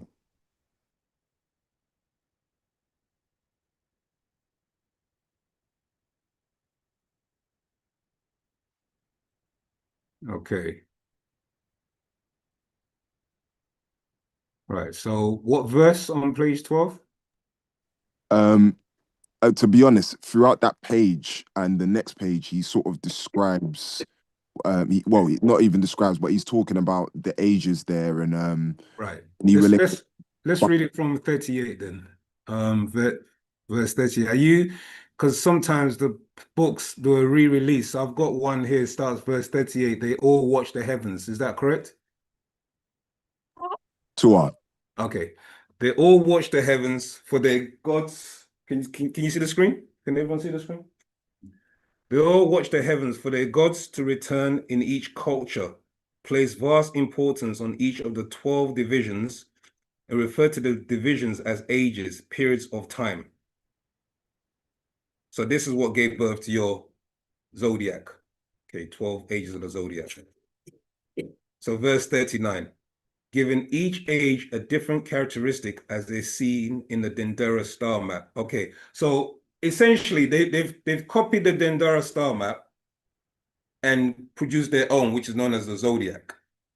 Okay, so you're all right with that so far, yeah? Two Zamal. Okay. And each symbol was a form of effect on all and each human. Okay. Walk with me so that if you want me to stop or where the explanation is required, yeah? And during that specific age, as each age represented a different constellation and would therefore be an integral part of astrology and solar biology. That is, astrology, stars, and biology, human body, a link between each human and the stars in the moment of their conception. So your question is, how many years is that cycle? Kobe? Yes, it is, but I was more thinking the Greeks obviously go from month to month. You scroll up a little bit. Oh, okay, I'm with you. Right. Yeah. If you scroll up a little bit back to page 12. Okay. Right. I think I'm following you. So you've got the Gregorian calendar that bases it on the 12-month calendar. Okay. But this is the celestial calendar. And the celestial calendar is based on 2,000-year cycles. Are you following? I'm following, Zamal. Yeah. So even though they've got the same names as your Gregorian calendar of the 12 months of the zodiac, is actually the 12 months of the zodiac is based off a 2,000-year cycle. So each era represents 2,000 years. So for instance, when we were in the era of Pisces, the symbol for Pisces was the fish, which was representative of Jesus multiplying the fishes. You see, when he gave, all the, one fish and then it became multiple fishes, because he was the master of the school of Pisces. Are you following? I'm following, Zamal. And the Piscean era gave rise to the Aquarian era. And the Aquarian era was the next 2,000-year cycle. So we are now in the Aquarian age, what they refer to as the Aquarius age. And the Aquarian age cycle would then give way to the Capricorn. So what is happening is going counterclockwise. It's not going clockwise like your time cycle or the clock on the face of a clock where you got the hands moving what they call clockwise. The actual celestial abode is moving in an anti-clockwise formation. And it happens, every era is split into 2,000-year cycles. So for us, in the cycle that we're in, our age is known as the age of Ptah. That's why we give in reverence to Ptah when we say our affirmation. Two Zamal. Is there any more for me to elaborate? Would you like to elaborate further on something else, or is that clear? There was one more thing. So let me just get to the page quickly.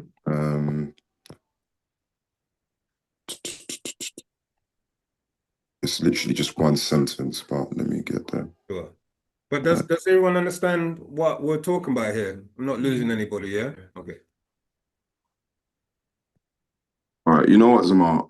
It's getting a bit hectic over here. Let me deal with what I've got to do. No worries. I'll read for those as well, just to get a bit more clarity. But you can see it actually breaks it down in verse 45.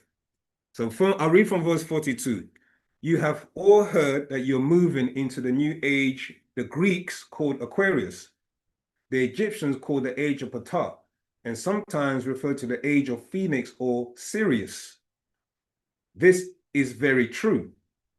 Verse 44. On December 21st, 2012 AD, at 3 a.m., the darkest hour, on up to the edge of this constellation, you will have had 3 eclipses, and for the first time in 12,920, around 13,000 Earth years, it will also be moving toward Pa-Kupt, the center of the galaxy, instead of away from it. So eventually we're literally moving back into the center of our galaxy. For the next 2,160 Earth years, rounded off to 2,000 years, as I was explaining, the axis of Ptah Nun, so that's the planet's axis, which I'll bring up just for you to have a visual representation.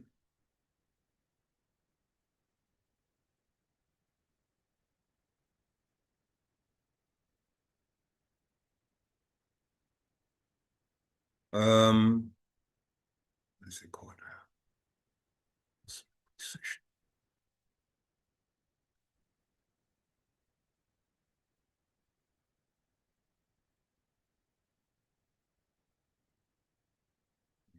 There you go.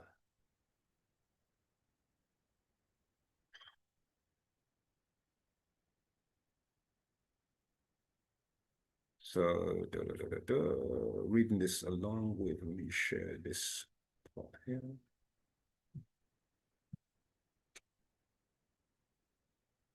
Sorry, bear with me. Right, can you see that? Okay, so this here is your precession. So this is what's taking place, where your axis is literally, the precession is moving. As you can see here, that's called a precession, where the actual planet is moving in a 2,160 year orbit, known as a precession. Okay?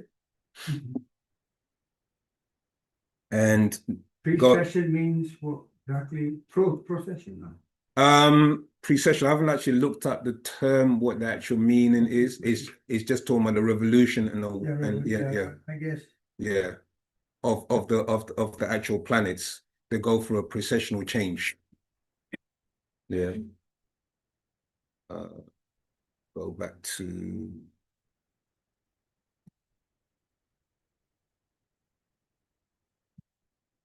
okay.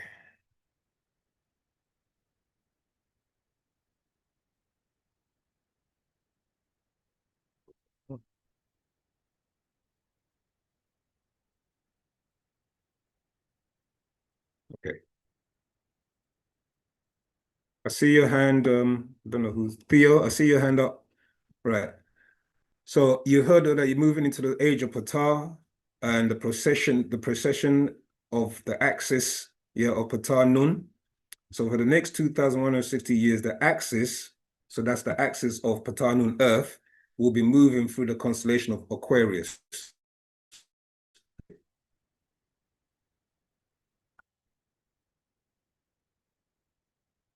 But there's so much more you already given in Pa Meyatat from myself, partner star Amun Nub Re'ach Ptah about this reality.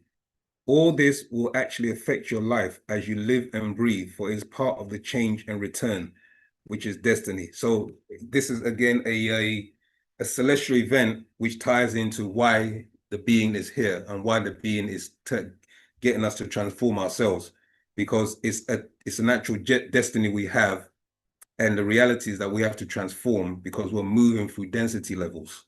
And as the planet Earth moves through density levels, we have to transform with the planet. You see what I'm saying? So all of this is taking place, and this is why the chanting, the language, the all of that is transforming your being. so that as you pass through the different dimensional density levels, you won't lose yourself or be trapped in this realm. Just what I'm saying, because there's two realms happening. If you notice, there's people that are progressing and there's people that are regressing. You know, we see them when we're out there, we see people regressing. And this is part of the transformation. And if you don't keep on a certain frequency, you will regress. And you see that in various aspects, especially amongst our brothers and sisters, either it's mental or is something that what they're doing with their bodies. Do you get what I'm saying? The over tattooing, the lip piercing, the walking with the pants down here and trying to run and there's no belt, okay, which was actually a prison thing that was happening in prison, and then it became a fashion. But eventually you don't even know what that actually meant. Some people don't even know what that means. Do you get what I'm saying? They're just doing it because it's fashion. But that is in itself, this is what the body does. The body morphs, it transforms. So as you are having your trousers down here, your waist is trying to catch up. So over the period of time, you may not see it in your generation, but genes determine how your generation is going to turn out. So if you're no longer wearing your trousers up and keeping your waist at a particular height, you are regressing to a monkey or an ape. You're becoming a beast. You understand? This was taking place. So the transformation of who we are is that we're supposed to become divine supreme beings, you know? And so that's all part of the cycle and the transformation and our destiny as supreme beings for those who want to change, who want that change. Because there's those who don't want that change. So I'm saying there's nothing we can really do about that, you know. All we can do is share the knowledge. In these last days and times, most people, being they have accepted a religion born out of the Celtic religion of Wicca, don't really know the truth. Today, the Wicca religion and bloodlust gods or God is called Mosism, Christism, Mohammedanism. They lost the truth and don't know about the true astrology and solar biology replaced with symbols. Yeah, so that's what they've done. It's just put symbols on everything now. Everyone knows that symbol. They each say their leader was born under the night sky, which primarily identified them with their birth as a day, month, year, time they were born. For each was in fact born and had a birthday, they claim. No fact that their Moses, Moshe, Musa ever existed, nor their Jesus, Yeshua, Isa. Yet they have birth symbols as the bright and morning star for Jesus. That's a birth sign. They give him December 25th, making him a Capricorn, being born between December 22nd and January the 19th. So being they have not nor ever proven that a man named Yeshua or Yahshua, Jesus, Isa ever existed, not one fact of his physical existence, only man-made stories they say for Moses, Moshe, Musa, only stories. So in fact, Jesus will be the symbol of the morning star of December 25th, which led back to ancient astrology, a star child, a birthday, Revelation 22:16 in their own Bible. So that's just some information there. So all that was fabrication. Most of it was fabrication, especially the December 25th aspect and all of that, because that goes into Capricornus, which goes into the goat, and the goat goes into the goat of Mendes, and the goat of Mendes, yeah, so it all links in, okay, to the number 6. Yeah, they've done a good one, and they've done a good doozy on us. Yeah, they have. Right, Theo, you have, I think you're next. After Theo's, there are lots of questions in the chat, Zoom. Oh, really? Okay. That haven't been addressed for a long time. Okay, Theo, can we just hang in there for a little bit, and then we'll go to the chat and address could the questions be read out, please, if it's possible? Sure, Samal. Tell it that. UBN, I think. Let me get to. Go ahead. Okay, iPhone, because I think iPhone says, do you need to have a double resonance to be accepted into wu-SABAT without opposing forces? No. The double resonant frequency, if from particular children that are born, known as gatekeepers, and they operate between the spiritual and the physical realm. So that's the reason why they have a double resonant frequency. So for instance, when you hear the name Nefertiti, her name was Nefer Twi, which actually denotes that she had a double resonant frequency, and also that her beauty was double. That's how beautiful she was. So these Muknash Tatu and Muknash Mukshnatu and Mukshnaz Tatu, they're known as gatekeepers. And what they were able to do is they were able to raise their frequency to open up gateways, stargates. You can find that in a movie called Fifth Element, yeah, where they needed a particular female and then she was able to open a gateway. Okay, so that's in the movie. All right, so which ties in back into the female again, being a sense of the fifth element. She's the fifth, she's the goddess. So what was the other question? Nubian goddess. There's one that was after the set question. Oh, okay. Which is from West Gang Production. Yeah. Okay. Go ahead, Zamalta. Yeah, Zamalta, if you could ask that question, would be appreciated if you read it out for us. Two of them are, bear with me. Tua. Yeah, finding hard to scroll up here. Because it didn't make sense. Anyway, it's West Gam Productions. Who are you? Who are your, and what do you have to do with me being a black man raised in the USA? It's kind of why I missed it. Oh, okay. Who are you? Okay, well, we are, yeah, we are Sabians, and we can go into like the breakdown of that, but it would take up quite a while. But essentially, our teachings is by the being known as Partner Bab Yanun in the body of Dr. Malachi Kobenazed York Okran. Okay, so when you are operating as that, you are that being. So Dr. Malachi Zedjok is the incarnated being known as Tahuti. And Tahuti's, his role is to raise those sleeping deities that have forgotten who they are.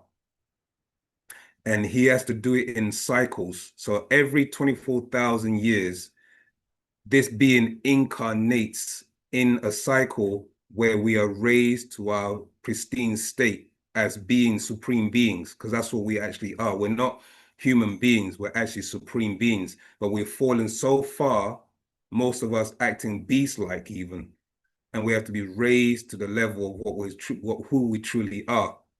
But this is done in degrees.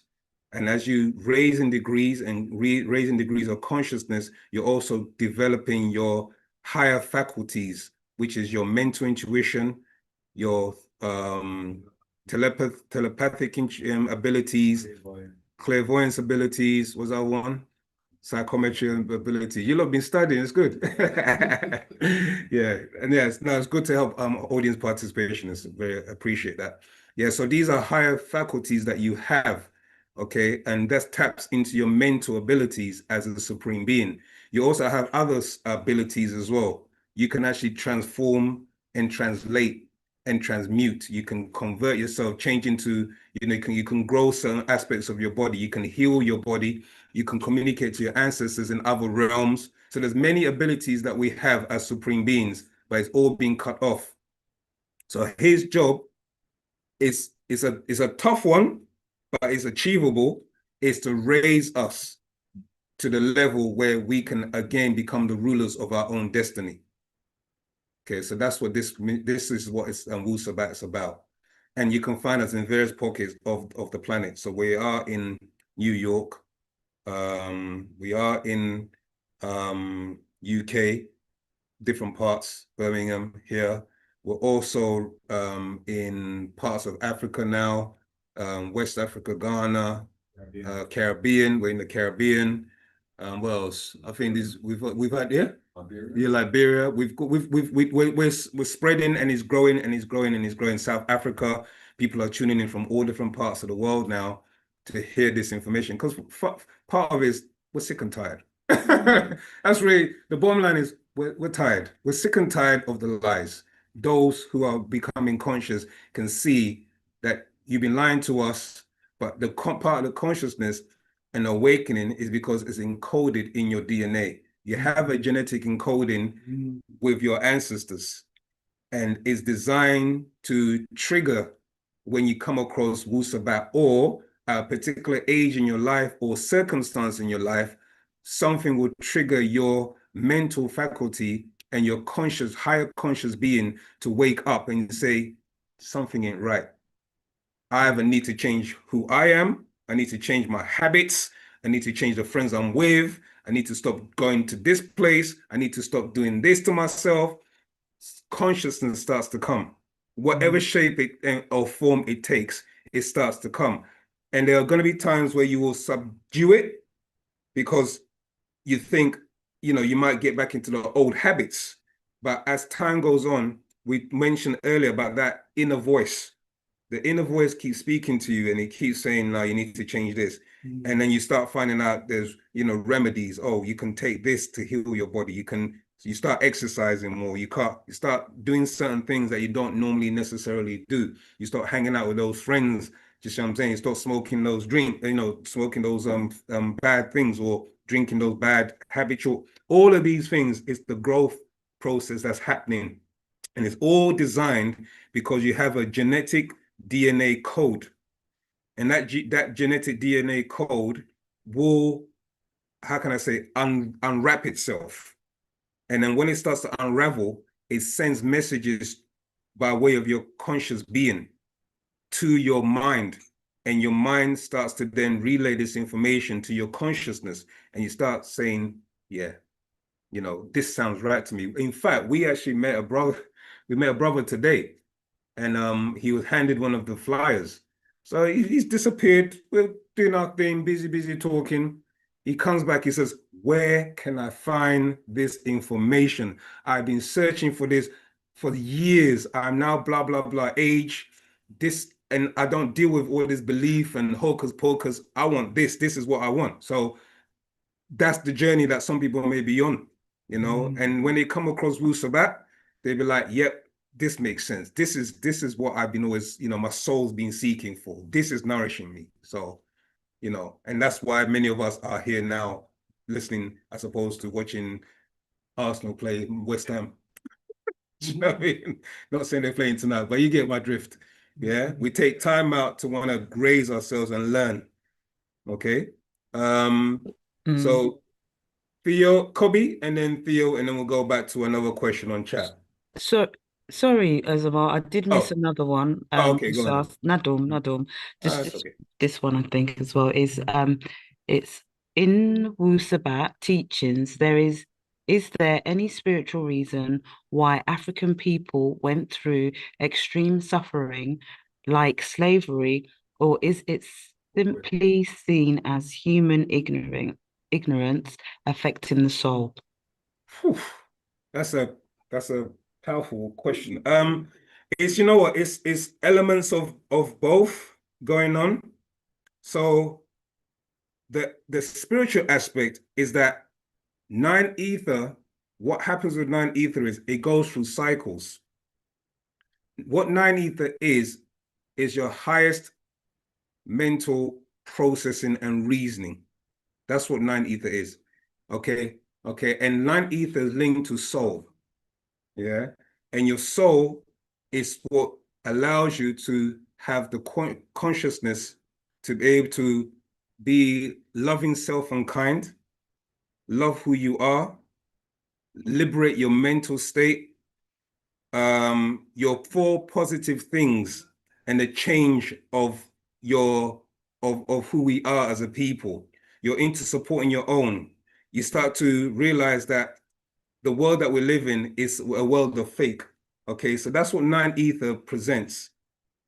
Now, what happens is 9 ether, when it goes through cycles, it changes and becomes a lesser form, or the formula changes. That formula, when it changes, it becomes known as 6 ether. And then it goes down and it breaks down again further down to 3 ether. So through the cycles, the energy, okay, of who we are, it changes, and our minds become weaker and weaker and weaker. Okay, to the point where we actually lose the consciousness of who we are. We become what is called amnesia. Yeah, we become forgetful and we forget our supreme state. But it has to take somebody to get you to remember who we are. So what's been done is that we've been given our true identity again, our true knowledge of who or what we did, how we did things. And the only place that you're going to find that, it's not in Abraham, it's not in Christianity, it's not in Islam, it's not in Judaism. You have to go to the ancient writings of the ancient Egyptians, where your faces are, where your stories of who you are is. Because when you go to Egypt, you see the images, they look like you. When you go and you're reading about in the Bible, Moses or the Quran and all of that, you don't see no images because they banned the images. So you're relying on somebody else's interpretation of what took place. And that's what you're giving, what is known, you're giving away your soul to that, because you're putting all your energy into it. Okay, so that's the spiritual aspect. The physical aspect is that certain forces became in control during those cycles. And those certain forces, their physical representation of those forces is known as the Caucasian race, or the Arabs. These are actually two people. They're really known as the Adamites. Okay, the Adamite race are beings that from time immemorial, when they were created, when you read your Genesis story is referring to the Adamites, but check what it says in Genesis chapter 6, verse 3. So it reads that the evil of the Adamites was evil continually. Yeah, because God grieved in his heart, and the evil of the Adamites was evil continually. So his nature is wicked. That's his nature. You have positive nature and you have negative nature. You have evil nature and you have good nature. These are two opposites of each other. And we are the opposite of the Caucasian race. Okay, we are 9 ether, they're 6 ether going down to 3 ether. So because of that, their nature made them the way they are. And they have then subjected other races to horrific, as you know, you study history, you see the horrific things that has happened over the many years that they've been on this planet. Okay, enslaving, do you know what I mean, creating weapons, of destruction. But this was done because they were made for a reason. And part of the reasons, they were made as a food source. They were also made as workers. This is when the brother asked the question earlier, what was their purpose? Their purpose was that they were made as a food source. Okay, that part actually escaped my mind. So this is the reason for their nature and how they behave. They were grafted with different animalistic natures. So that's in them. The ruling part of them is from their creators, who are the Anunnaki. And if I'm confusing anybody, please stop me. Yeah, because these terminologies may not be, it may be new for some people to hear. But there was a race of beings that created these Adamites, who later on became known as your Caucasian race, okay? Because they had mixed in so much that they literally lost their soul. That's all right. It's okay, because we have to... Can you read your original question again? The question was the spiritual? No, can you just read it? Oh, okay. Zamata, if you could just read okay, in WU-SABAT teachings, is there any spiritual reason... The question that... Yeah, I'm reading the question. Yeah. So this was from just gonna lost it. It just says at. It's just got the symbol at. Yeah, it's got at. Yeah, it actually doesn't have a But if they could post who they are. So I've just gonna lost it. Right, but it's the questions that are being asked on the YouTube live.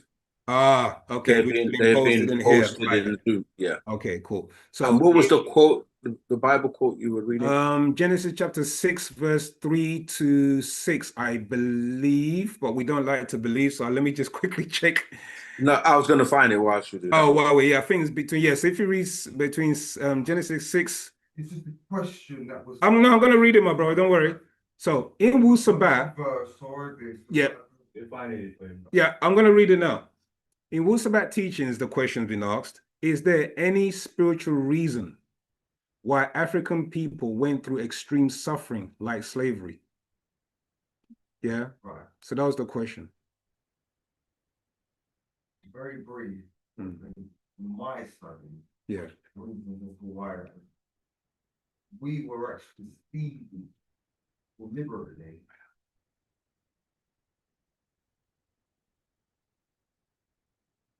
I believe. Okay. In my studies. Okay.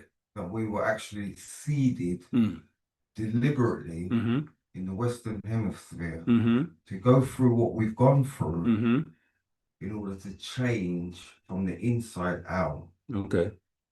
The world that we're currently living.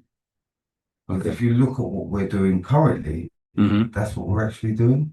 Yeah. So this is why I was explaining that we are fallen.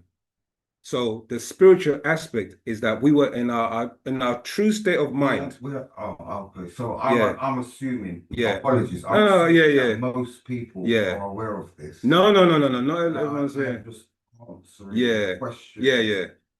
And then moving on. Right. Yeah. No. Unfortunately, even though people know that we went through slavery, there's layers to it. I understand. You understand? I'm assuming, yeah. So you've got people online. Yeah. On YouTube. Yeah. Exactly. Yeah. That's why I'm trying to. Yeah. I'm trying to piece it so that it makes sense. So what I'm saying is that in our state, in our original state. This is live. Yeah. This is live. So everyone watching. Yeah. In our original state as supreme beings, we had our mental faculties. Okay, was connected to source. Do you see what I'm saying? So we were guided by source. And when I mean by source, it means our ancestors. Our ancestors were guiding us. We are aware of that. Right. I'm just thinking about the question that was specifically asked. Yeah. So when you're saying, where I come from, my background. Yeah. I've answered the question. Yeah. But yeah, I hear what you're saying, but it's not just that level, and we don't leave you at that level, because if I leave you at that level, then you're gonna think that's what it was. But there's much other things taking place. You see what I'm saying? So I can give you the answer, yeah, but that's not what happened to us, in the sense that we were seeded there to learn our mistakes. That's not what happened. The real reason is because it was for blood. Yeah, it boils down to genetics, because these beings were hemophiliacs. Yeah, but you're talking about a time period. I'm trying to take you before that time period, because when you talk about the Adamites, okay, people. My question is. Who are your audience? Who are our audience? From all different backgrounds, from all different walks of life. Everyone's got different. That's why when we teach from wu-SABAT, we have to connect the pieces. For instance, you may say Adamites, and people who believe the Adamites were the original people on the planet. Some people might believe the Adamites are the Africans, that were original Africans, but they're not. Do you see what I'm saying? So yeah, you're looking at people from different understanding or misunderstanding given to them by way of religion.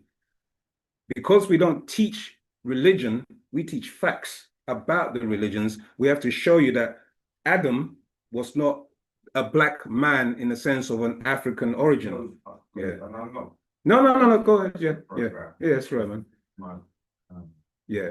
I've come here to learn from you guys. Yeah. You want to take the mic, because it's being recorded. You won't be able to hear you if you don't. Yeah. No, that's all right. It's cool, man. Yeah, just take the mic and I would have thought you would have just give people sound bites, bite-sized pieces. Yeah. For them to go on and do their own research, because ultimately, yeah, it doesn't matter what you say or what I say. Mm-hmm. What matters is what the person goes and researches and learns for themselves. You're 100% right. You're 100% right. But there's levels. So my approach. Yeah. We do sound bites. We do sound bites. We do sound bites on OSM. You see what I'm saying? Where we have our Tuesdays and stuff. Yeah. So that's fair. Yeah. But sorry, very much. Yeah. So that might be me out of place. Yeah. It's fine. Absolutely fine. Exactly. Yeah. Different. Exactly. Yeah. Format. Exactly. And I've gone for this type. Yeah. So bear with me. I'm just come to see what's absolutely fine, my brother. Absolutely fine. So, but what happens is with sound bites, okay, especially if the person is not studious, okay, more than sound bite. You have to give them a little bit more so they can reason it, because initially your reasoning is your highest state of consciousness. If you can't reason, then you're gonna be in a belief state. And I could just say, well, one aspect of all of this. There's one aspect of all of this that you have to take into consideration. Yeah. Most people now, from teenagers to even now, I don't class myself into all of this. They got a 10-minute, as such, if that, attention span. So where I'm coming from, like C-suite, blah blah, and all of that, it has to go like that. I hear you. And then they have to just go and do for themselves, because there's AI and there's this, and that's why we have that's why we have these classes. That's why we have these classes. These classes, it's every Saturday. So you can come with your questions, you can take your information and notes. Is there interactivity online? In the sense of what? Questions, you mean? You can post stuff, people can research. Yeah, we do all that. Yeah, we got wu-SABAT. If you're not familiar, that's absolutely fine. There's a platform. Yeah, there's a platform called OSM Wu-SABAT. And on that platform, we post all what you're talking about, all the images and the quotes and the this and the that. And then, as you said, if you're a diligent inquirer, if you're studious, has to be 5-10 minute attention span. It has to be in a way where it grabs the attention. Let me take the initiative, not listening to whoever. Yeah. Newspaper, TV. The thing is, my brother, the thing is, you see, you're at a level, and you may have been like that. No, hold on. What I'm saying is, my approach is how I'm going to deliver all of this.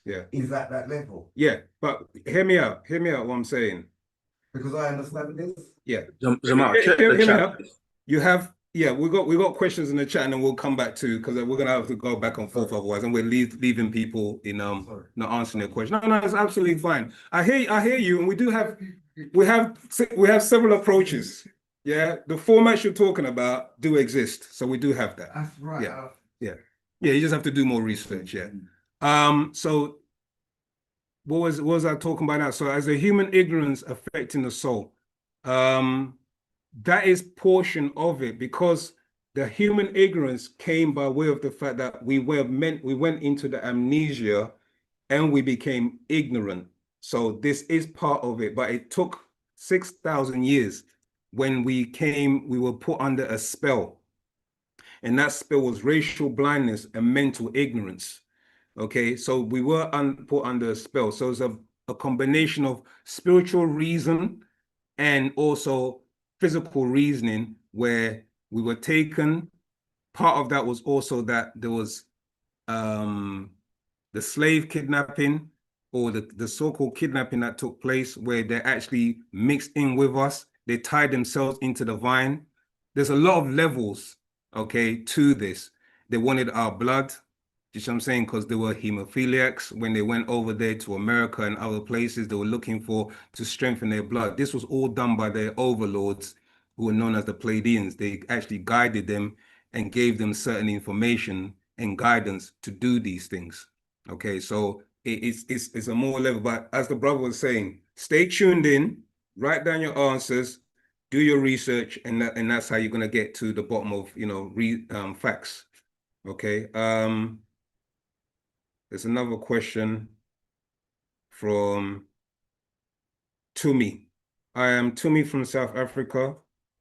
I would like to know, is it a must to close eyes when you pray? The answer is basically, that one's simple, is no.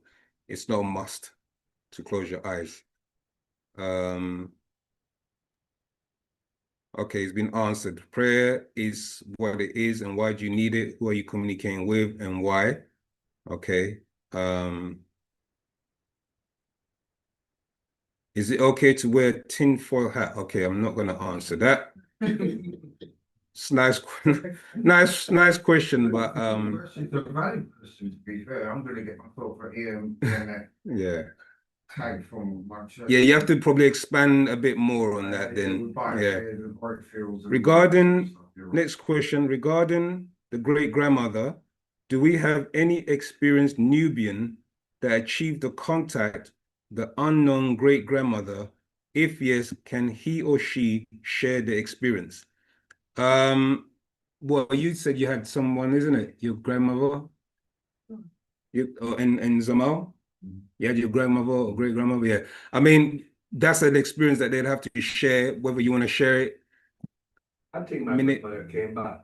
Yeah. Because when do you want to share something? Sure. When she visited me many times. Yeah, that's it. My mom's side. Yeah, that's what we want to know. Is that because I want to keep it short? Because she visited me many times. Right. The last time I saw her, she was very, very happy. And what happened? Something come in my mind and said she returned back to one of her grandchildren because I got loads of relatives. Yeah. So it's back in one of them.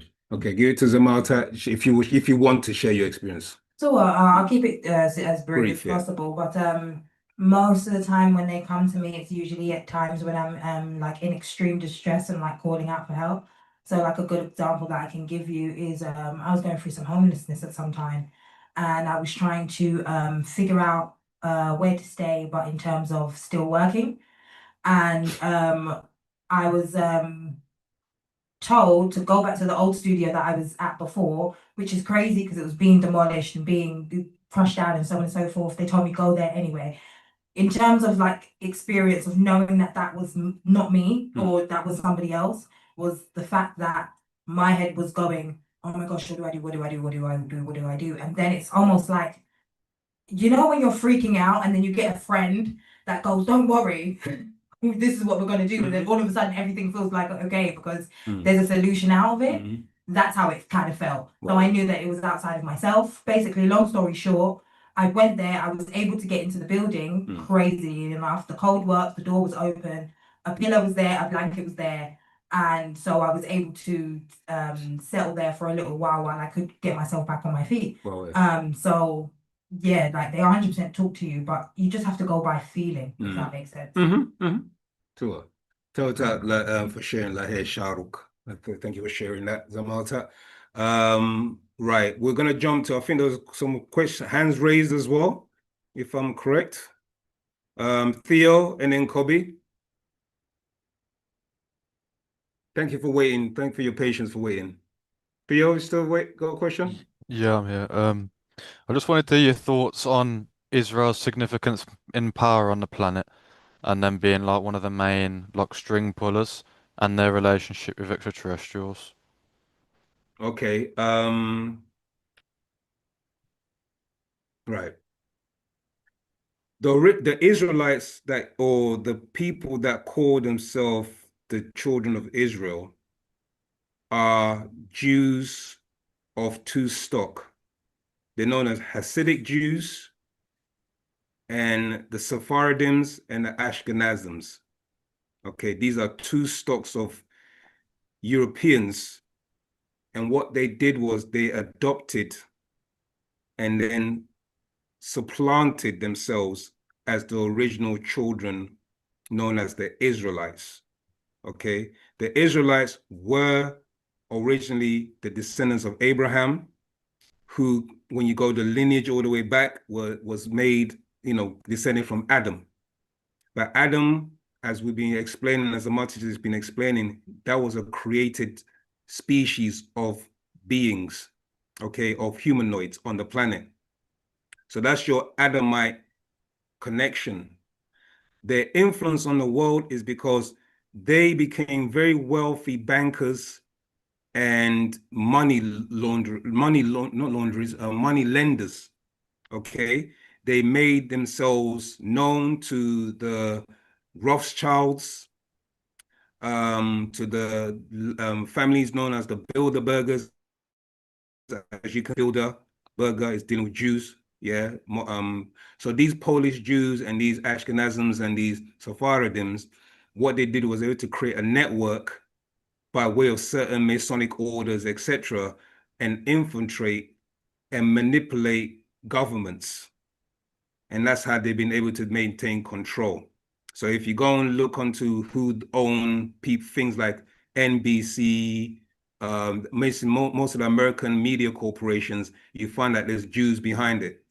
Even in the movie industry, you find that there are Jews behind it, okay, who have funded and, supported certain things. So from that, they've been able to cast their web of power on the planet. And then they were also able to initiate the finding of their homeland, which became the state of Israel, okay, by way of, setting up what's called at that time it's called the United League of Nations. And then from the United League of Nations, that became what you now know as the United Nations, okay? So born from that, they create, through them and the Rothschilds and these Luciferian, what is referred to as the Luciferian orders, these Luciferian orders then created your world wars. And they funded these world wars so that they could have control over the planet. So that's what's taken place, okay?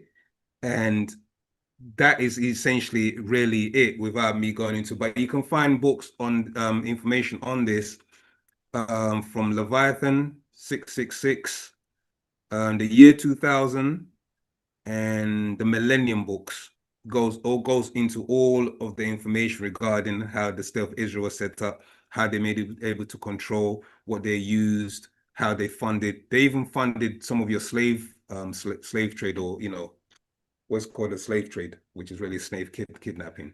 So this is all was done. Was there any other further question on that? Do they get any help from extraterrestrials in any way? That's it, right. So the extraterrestrial connection is when you go into your so-called biblical story, because your biblical story really is talking about these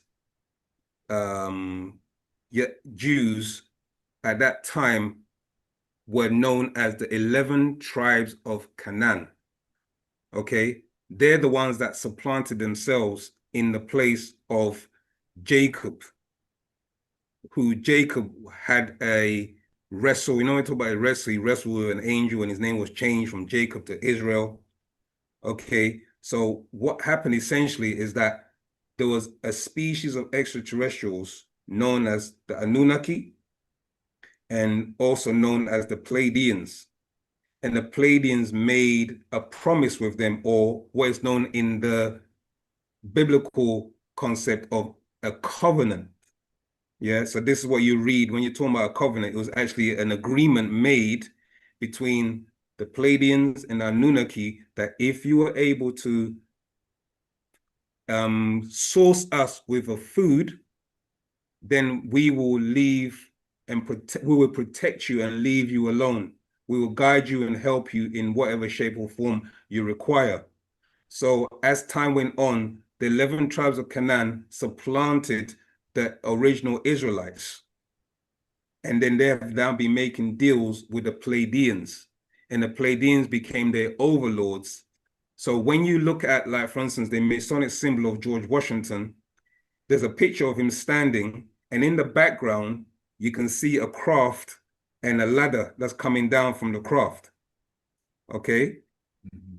Also, when you go and do the Church of Latter-day Saints, there was a person who started that movement called Joseph Fielding Smith. Joseph Fielding Smith was contacted by Pleiadians, and he was given a certain amount of prophecies, and he was trying to guide them back to the Pleiadian way. But obviously he was assassinated and, removed. So again, do your research on the tablets of Moroni. Sorry, he was visited by a being called Moroni, and he was given certain tablets called the tablets of Nephi. Okay, so when you break down the word Nephi or Nephilim, you're talking about those beings that fell down to this realm, and those were your Anunnaki, or a certain group of Anunnaki, which ties into the 200 fallen angels. Okay, so that's what they have been in contact with until the year 1999/2000. Okay, there's a picture is being put up now by Brother Saken to show you the Pleiadian connection. Okay, there's also some stars as well. If you look, you see like a 6-pointed star in the backdrop of George Washington. That's also dealing with the Pleiadian star system. So they knew about their Pleiadian connection because they were visited and instructed by the Pleiadians. They even instructed them to build Washington monuments, etc. These were all done by the Pleiadians. Okay. But yeah, so that's the link between the Jews now, or the Israelites, the modern day Israelites, who are the Jews of the tribes of Canaan. Okay, so remember what I was saying is that the original Israelites, they were supplanted by the 11 tribes. Okay, and the main tribe is called Jebus, the Jebusites. Those were your original Jews. So from that kind of interaction with them, they've given them certain protection, and you can go into more of the protection as you study something called the mezuzah. The mezuzah is a little inscription that they will write a protection on and put it in a little box and put it outside their house.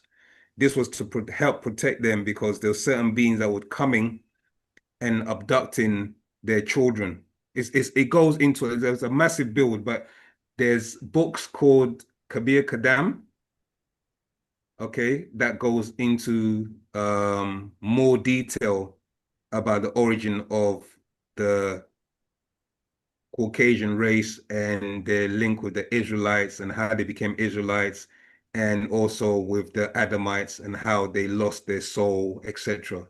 So there's a big build. So I mean, we can go do a topic class on it if you need be. Okay.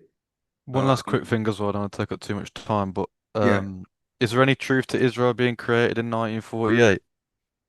That's what I'm saying. That's the state of Israel. The state. Yeah, the state of Israel. They were able to get certain governments to support them and vote for that state within Palestine. Because remember, the state of Israel is within Palestine. So they created a state within a country. And then as time went on, they then started to encroach bit by bit on the country. This is why there's been a fight between the Palestinians and what they call themselves, the Israelis. You see what I'm saying? But like I said, the Israelis were actually the Jews that had converted. Okay? I hope that makes sense. Yeah, that's perfect. I understand what you're saying. All right. Tawdak. Kobe, you have a question? Robert, Nadum for the previous interruptions. It's just busy at the moment. So just going back to the procession change, and thank you for your explanation before. So I'm just trying to get the verse. Okay, verse 78, it says, it's the point it's the points when the direction of the axis of the planet Earth begins to move toward the center of the galaxy, Okay. begins to point away from the center.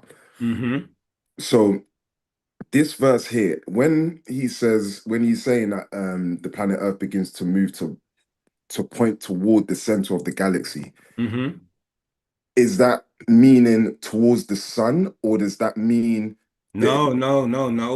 The actual galaxy, the Milky Way, is the axis of the procession starts to actually move because it's in a gyratory form, and it actually bends towards the center of the galaxy as the planet starts to propel itself and move closer and closer to the center of the galaxy?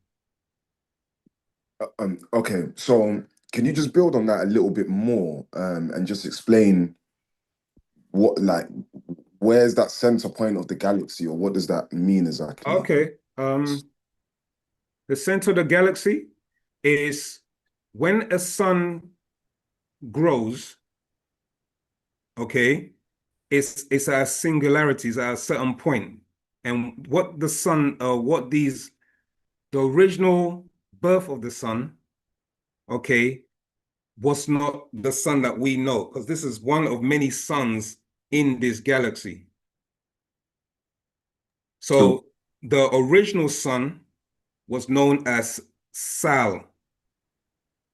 No, sorry, it was known as Om, I beg your pardon. The original sun was known as Om. And that Om, it exploded. And eventually, from that, it gave birth to Sal, another sun. And these suns gave birth to other suns. So the center of the galaxy would be the original creation of Om, the first sun. And that's why these planets are now, or this planet Earth is now going back towards, when the precession is bending towards the center of the galaxy. It's talking about an actual original sun that was in this universe, or sorry, in this galaxy known as Om. Wow, wait, Zamal. So is that what the Big Bang, when they say the Big Bang theory, is that? Yeah, that was one of the many Big Bangs. But yeah, for our galaxy, that was a Big Bang for us. And then from that came multiple bangs, because from those multiple Big Bangs, that produced our sun. You see what I'm saying? With the making of so when you read Existence, How and Why, it starts off explaining that the hydrogen and the helium fused, okay, and the additional amount of hydrogen and helium created your sun. And then the extra portion of the 4,000 tons became your planet Earth when it shot off. So that's what Earth and the sun was doing. The sun was fusing and combining hydrogen and helium at a very, high potency, and then it shot off. And then the pieces that shot off became your planets. Okay. Does that make sense? It does. It's just, I just need a while to ponder on that, but. No, that's absolutely fine. It's absolutely fine. Yeah. Okay. Is any more we can go on? You know what? Again, it's one of these. I've had these conversations with you before, where you have to read. For me, I'm one of those people. I want to read it before I get it right and move on. Yeah. It's just me sort of taking my time through the book, but where I'm in the class now, it's only right that I kind of put these questions forwards, because they've just been there for a while. So yeah, I'll ponder on it. If I have another question with time, I'll but it's good information. It's okay, Zama. As like I said, always just when you're dealing with this universe, understand that it came from a multiverse. Yeah? Yeah. And that multiverse was born by way of Pa'ut. Yeah, which is all expanding.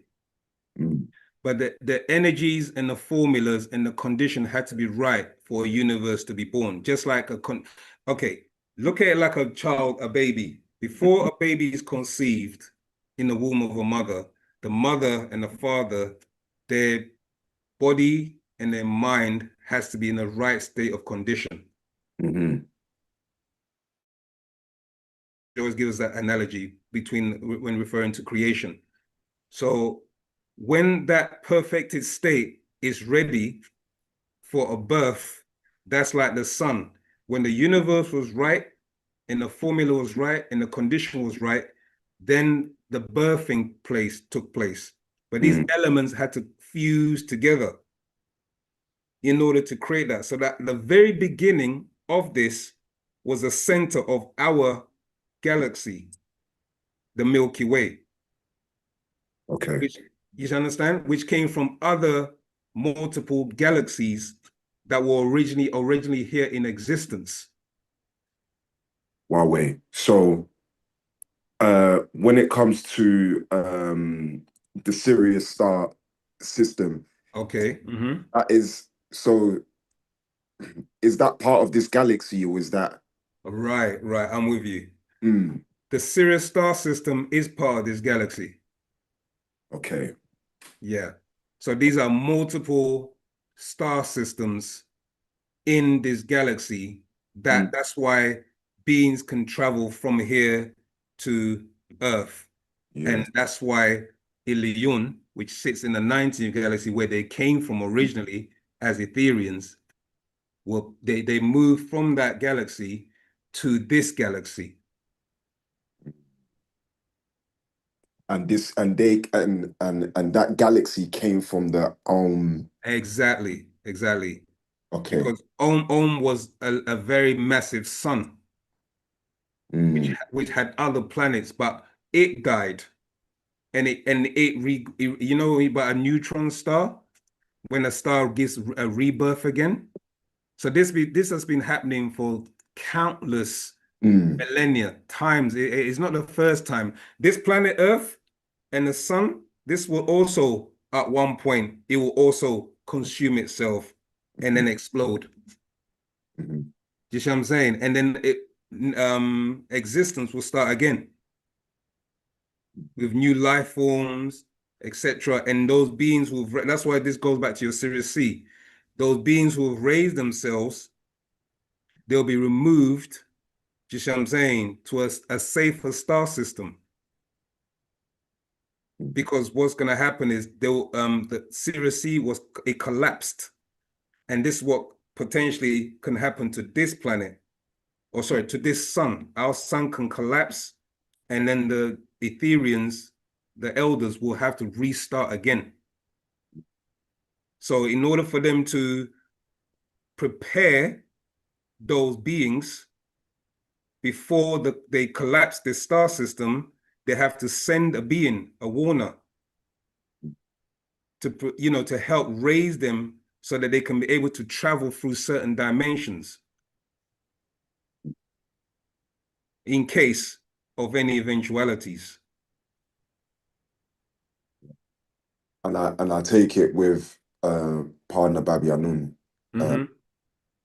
This information he's sort of seeding with us to carry on throughout the ages. So we're talking information that could carry on for another 24,000 years. Yeah, so remember, exactly, because remember, every 24,000 years is the renewal of our way of life.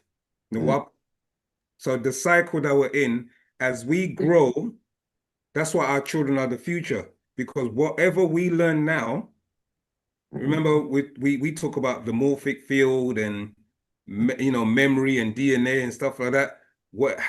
When we perfect our being, if the situation is conducive and this planet is not due to be pulled into the sun, or there's not going to be no collapse of this planet, etc., and we've raised ourselves to a level, we will be born through our children.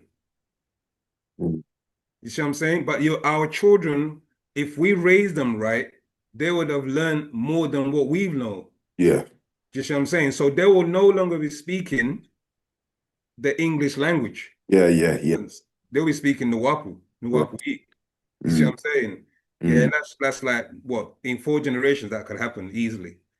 But we have to stick with it. We're like the pioneers. We have to we have to fight the fight. We have to be do the rough and rugged, you know, on that path of the road. We have to build the future for them. Yeah.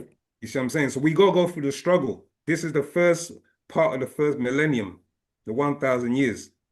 In the 1,000 years, we're gonna see a lot of changes in that 1,000 years. But we have to prepare our children so when the next generation is born, they're more attentive, they're more alert, they're more intelligent, they're more able to communicate their answers. The next generation is born. When you study epigenetics, you find out that that's how it works. Everything that you upload into the morphic field, the next generation, they retain it. And then it becomes natural to them. So levitation and things like that, it's not going to be something like, oh, I can do that. Do you know what I mean? They'll be able to do it. We're learning the practice of it, but then the next generation, they may be able to move an object with their hand, or they can able to communicate mind to mind. The next generation, they can be able to transform into a bird or an animal that they see, because these are the abilities that we have. Does that make sense? Sure. Okay. Sure. Double taps around. All right. We've got 10 minutes, family. So if you got any burning questions, any questions that you don't feel has been answered, yes, my brother. How does copper affect the body? How does copper, the metal or the element? Both. The metal is a conductor. So as any conductor, you've got a weak electrical field around your body. Yeah. So what that copper will do, it will, what's the word I'm looking for? It will conduct the electricity in your body and make it more static, which means that you can draw more energy into your body. Okay. Copper and zinc are things that your brain needs. Okay. And your brain needs those for balance and also different synthetic processes that takes place. But I have to research more. I know there's much more than that, but it's a balance of the two, copper and zinc, okay, which deals with the left and right hemisphere of the brain. Okay, so those are the reasons why you need copper and zinc. Sorry, you need copper, but also zinc as well. Yeah, does that make sense? Yeah, it does. Carbon and copper. Copper and zinc. Oh, you asking about carbon now. Oh, okay, right, okay. Say beyond how electricity is produced in the brain. Yeah. Yeah, exactly. It needs copper. Exactly. Yeah. Yes, my brother. Yes. Mm. In the Bartrak, I was there, which is here. Master teacher talks about the beings who were created, because we've been talking about beings who were created as food. Crocus are created as food. So master teacher talks about this war that was in the heaven. That's right. Yeah. And these beings that we created as food who were diseased and oh no, that's still the same Mukasu. right. So yeah, where does that fit into? Because it was a grand plan. Right. It was a grand plan by the Panatharu. The Panatharu knew, okay, that the cycle that we're coming into, remember, they see all of this. You see what I'm saying? So they knew that there's going to come a time where there's going to be a manifestation of a disagreeable nature. So they put it into the minds of these Pleiadians, etc., as a great grand plan to create a food source. And then within that food source, they will become like a disease for the Draconians, to kill off the Draconians, because the Draconians were eating the Pataites and they were causing negativity and destruction on the planet. So this was a grand plan that was orchestrated by Panatharu, but it didn't go to plan. You know what I'm saying? It didn't go to plan because they still, as you can see, the Mukasu is still here and doing his devilishment. So that's why a being has to be sent. But that being, I was here. The reason why I say I was here, which is there, because Atum Ray was part of that, as the 19th elder, was responsible for the creation of the being, the Mukasu. That's why he's known as their god when you go into the orders. They say that he was Hermes Trismegistus, or known as Tahuti. You know what I'm saying? Because they know who Tahuti is. Yeah, he was the master of, if the symbol of Tahuti as the master of the ape man will be the baboon. So when you look at the baboon, that's like the depiction of Tahuti in ancient Egypt was either the ibis bird or the baboon, because the baboon was the master of the ape man. So they used a symbol that represents that creature that was created. You see what I'm saying? But he was that master who oversaw the thing. Yeah. So you just get straight in my head. This was a plan that didn't go according to plan. No, not fully. But it's still a great plan. It's still a grand, sorry, it's still a grand plan still in operation. It's still in operation. You know what I mean? Because how you put it is, we would eliminate them in our own good time. It's not our time, even though we're going for catching the hell. Because how Parnatharu work is that Parnatharu work on cycles. That's, you have to really bear that in mind. So even though 6,000 years for us was been the most horrendous that we've been through, they don't interfere in cycles. They have to wait till the cycle plays out. And then a being is sent to then wait, because bring us up, back up. It all has to be in accordance with natural nature. They don't do it in imbalancement with, because if they do an imbalancement, they know that it can have a knock-on effect with other things in the universe. You know what I'm saying? So everything's done in cycles, and there's a grand plan to everything. That's why the title, Intelligent Design, Divine Design, or Plot of Aliens. Because these aliens, some of them, they don't care. They'll just they'll do their thing, they'll do their development, create a hybrid creature, let it run rampant, destroy nature. But our Nataru are the watchers. They watch on. Like, okay, it's time now. Okay, let's send some being now to clean up the mess. Yeah, so we have to go through this, unfortunately. Yeah. Until cut it off. 5 minutes left, family. Oh, Theo and Kobe. Theo, you have a question? And then we're going to go to Yeah, I Kobe. wanted to quickly ask about how, you said we've got extraterrestrials that are going to be coming down and will eating us to an extent. When you say that, are we to visualize it? Have you ever watched War of the Worlds? Yes. Is that what we're looking at as what's coming? Most extraterrestrials come in a cloud formation. They come behind clouds. This is, if you read the Bible, a lot of the biblical stories, it always says God traveled in a cloud or in some kind of camouflage. So in Nome, Alaska, the Anunnaki did come, and they came in a cloud and in darkness, and they took 300,000 in Nome, Alaska.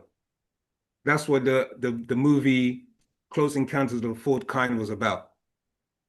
And in there, the master teacher explained the woman that was talking about her daughter, and in the language, you could hear the recording, they were speaking, and they spoke very sharp and very like forceful language. The master teacher explained that they said, "We have your daughter and we've eaten her."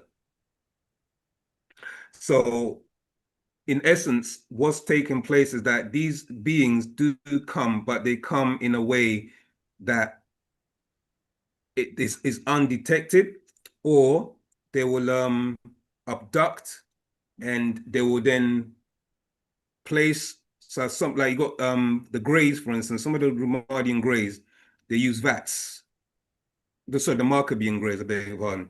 They use VATS, and they actually draw the essence from those VATS, and they feed it, and what they do, they actually light in the VATS, and they seep the fluid from humans into their bodies by way of their skin.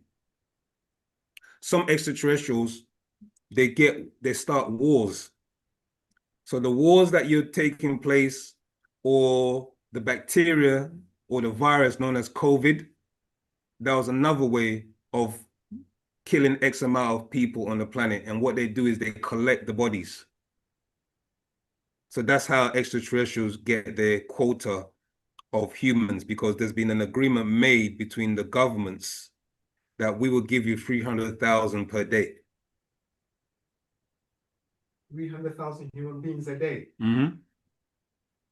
Is that as of right now, or as of 2000 and I can't remember the exact date. It's in dimensional shift. Hold on. Well, there be any humans there. Yeah, there's 7 billion on the planet, remember, and there's children being born every day. So you just do the maths. That's like it's not a lot, you know. 2 million every 3 days, right? Wars. Where are we? That's what, 300 million a year. Where are we?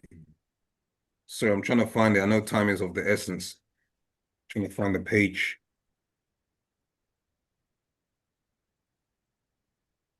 It talks about Nome, Alaska.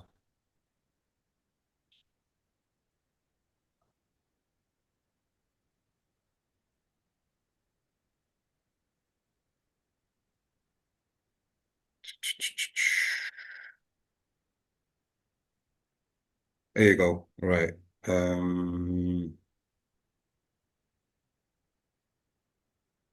Yeah, the year 2000. The year 2000. In 1999, the overlords, Kamau Pleiadians, came to Earth. This is from the dimensional shift. Okay? Patarak. They came to Earth to ask the Kakasu, why have they not used the 6,000 years to rule with peace? Why have you abused the children of Pa Montaru? So they would not receive an extension of time of the year 2000 AD, the end of 6,000 years from 4000 BC. Their overlords placed 3 trigger words in their books or religion that would trigger their self-destruction slowly from 9/11, 2012 AD. Yeah, so you know about 9/11, right? You find 2 in the book of Revelation 9:11. Now compare chapter 9, verse 11 to the date 9/11, 2001, and the elected President Bush, which in Hebrew has Strong's 954, meaning disappointed, delayed, shameful. The little dragon of the Skull and Bone Order, Hell's Fire Club, Genesis 3:22, as you see on their doorpost on Yale University, their temple 3:22 related to Genesis 3:22 to 24, cherubim. Trying to find, there you go. I'll read all of it then because this ties in. So cherubim, the cherub of Ezekiel 28:14, the devil from his father, the big dragonian, George Herbert Walker Bush, 41st president, 1989 to 1993 AD. Little dragonian, George Walker Bush, 43rd president, 2001 to 2009, the last Euro-American president. So, in 2001 AD, Bush went to New York, the New Babylon, and triggered the words Abaddon and Apollyon, and Osama triggered Abu Din. All are linked to the end of 6,000-year rule of Adamite seed, Revelations 9:11 onto Revelations 18, verse 211. So they will not be part of the next dimensional shift, 2012.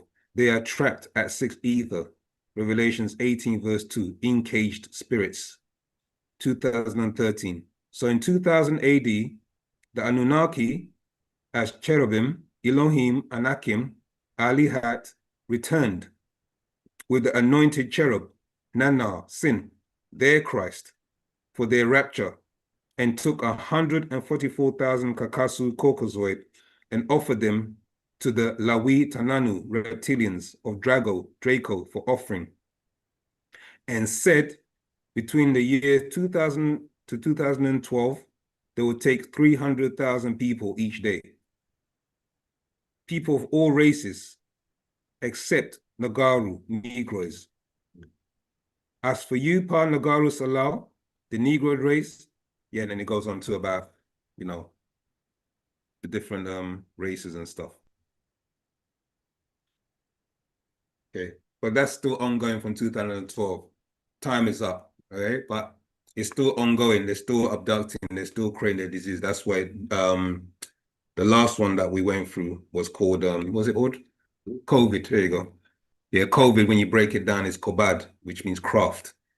Yeah, when it's a whole breakdown. Yeah, it's another class. But class has expired now. We've run out. Kobe, I'm afraid it's up to. My Yeah, bad, okay, Kobe. one more question, and then we'll end the class. Go on, Kobe. How time, Moisa? Okay, just a very quick question. You can come with a straight answer. So, the being Dahutwi and Yanun, when they were on the planet in ancient times, did that being have any children directly with anyone on the planet? Tua. Every time a being incarnates, they have children. Okay. So it's like, so when I'm saying it with Dr. Malachi Zedjok, he's his being that can channel 3 different beings, and he has his children. I'm more thinking about when actually, but then again, because yeah, Dahutwi, did he exist on this planet as his original physical self in ancient times, or was that just another person, if that makes sense? Right. The original being before the orders were set up and they became the different Tahutis on this planet, you mean? Yes. The original being Tahuti was from Sa'at, Sirius star system. Mm. So did that being have any children on this planet directly? As far as I'm aware, I'm not too sure, unless there's a breakdown somewhere, but I'm not too sure whether that particular one had children. Okay. Tawatazma. Antakatira 4. Wawe, Zamalu, Moisar, Zamal Tatu, Tawakum Laheyatwe Pa Kas, was it now? Kayat, okay, for our class this evening, Panin Masut. We have various classes around, as we've mentioned. We have OSM WU-SABAT. We have online classes where we do readings and studies on Thursdays. We have Tuesday for OSM WU-SABAT. We have classes on Saturday. Okay, we have also online classes going around in other places on Clubhouse. So if you're a diligent student, wanted to know more, wanted to study, tune into those classes, tune into ours on those days that I've just mentioned.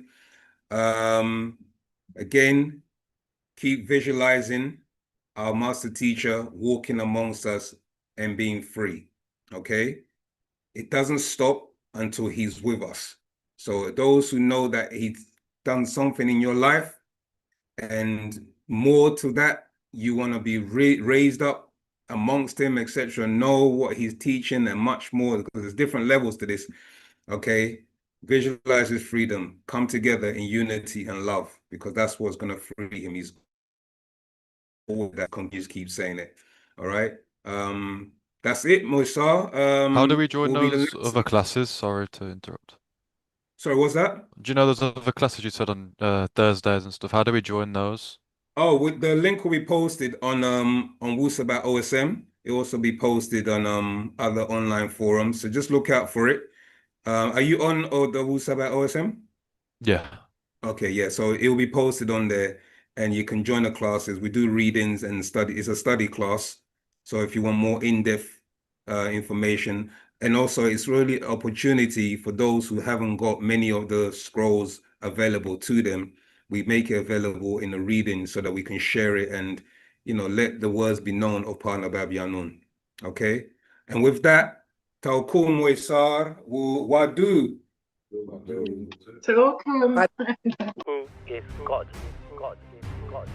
I found out that this man, who was Dr. Malachi York, This three-eyed atlas thing, they're playing on the ignorance of the masses. They let you know what they want you to know. I said I was going to take all y'all back to Egypt with me. I can't because the Arabs will mess everything up, so hell, I'm bringing Egypt here for you. They've made so much jokes about aliens, but the word really is extraterrestrials or extra beings. A sword myth. In our language, that means the black man. They say, oh, it's a craft, and then you start to look at the whole Anunnaki thing. The devil was telling the truth, and God was lying. Amongst us, we have those beings, those high beings, going back 9 billion years ago, who are here on the planet. Extraterrestrials do leave their children here. We can name drop them. David Bowie, Jimi Hendrix, caught up in their spiritual or their scientific knowledge of who they were, and they were caught up in both worlds. Within the center of the earth is hollow. There's beings that actually live and reside in there. They now have fighter jets whereby it's connected to the pilot's subconscious. Hitler was building this craft in the Antarctic. You can't claim innocence due to ignorance. It doesn't say at the beginning, it says in the beginning. That means during a replenishing period. So that means that the earth was already there. Some lost their soul because they've mixed in with other creatures on the planet. And when you mix in with other creatures on a lower level. Souls are recycled. Spirits are recycled. Most people have not been taught the information about their spirit and soul.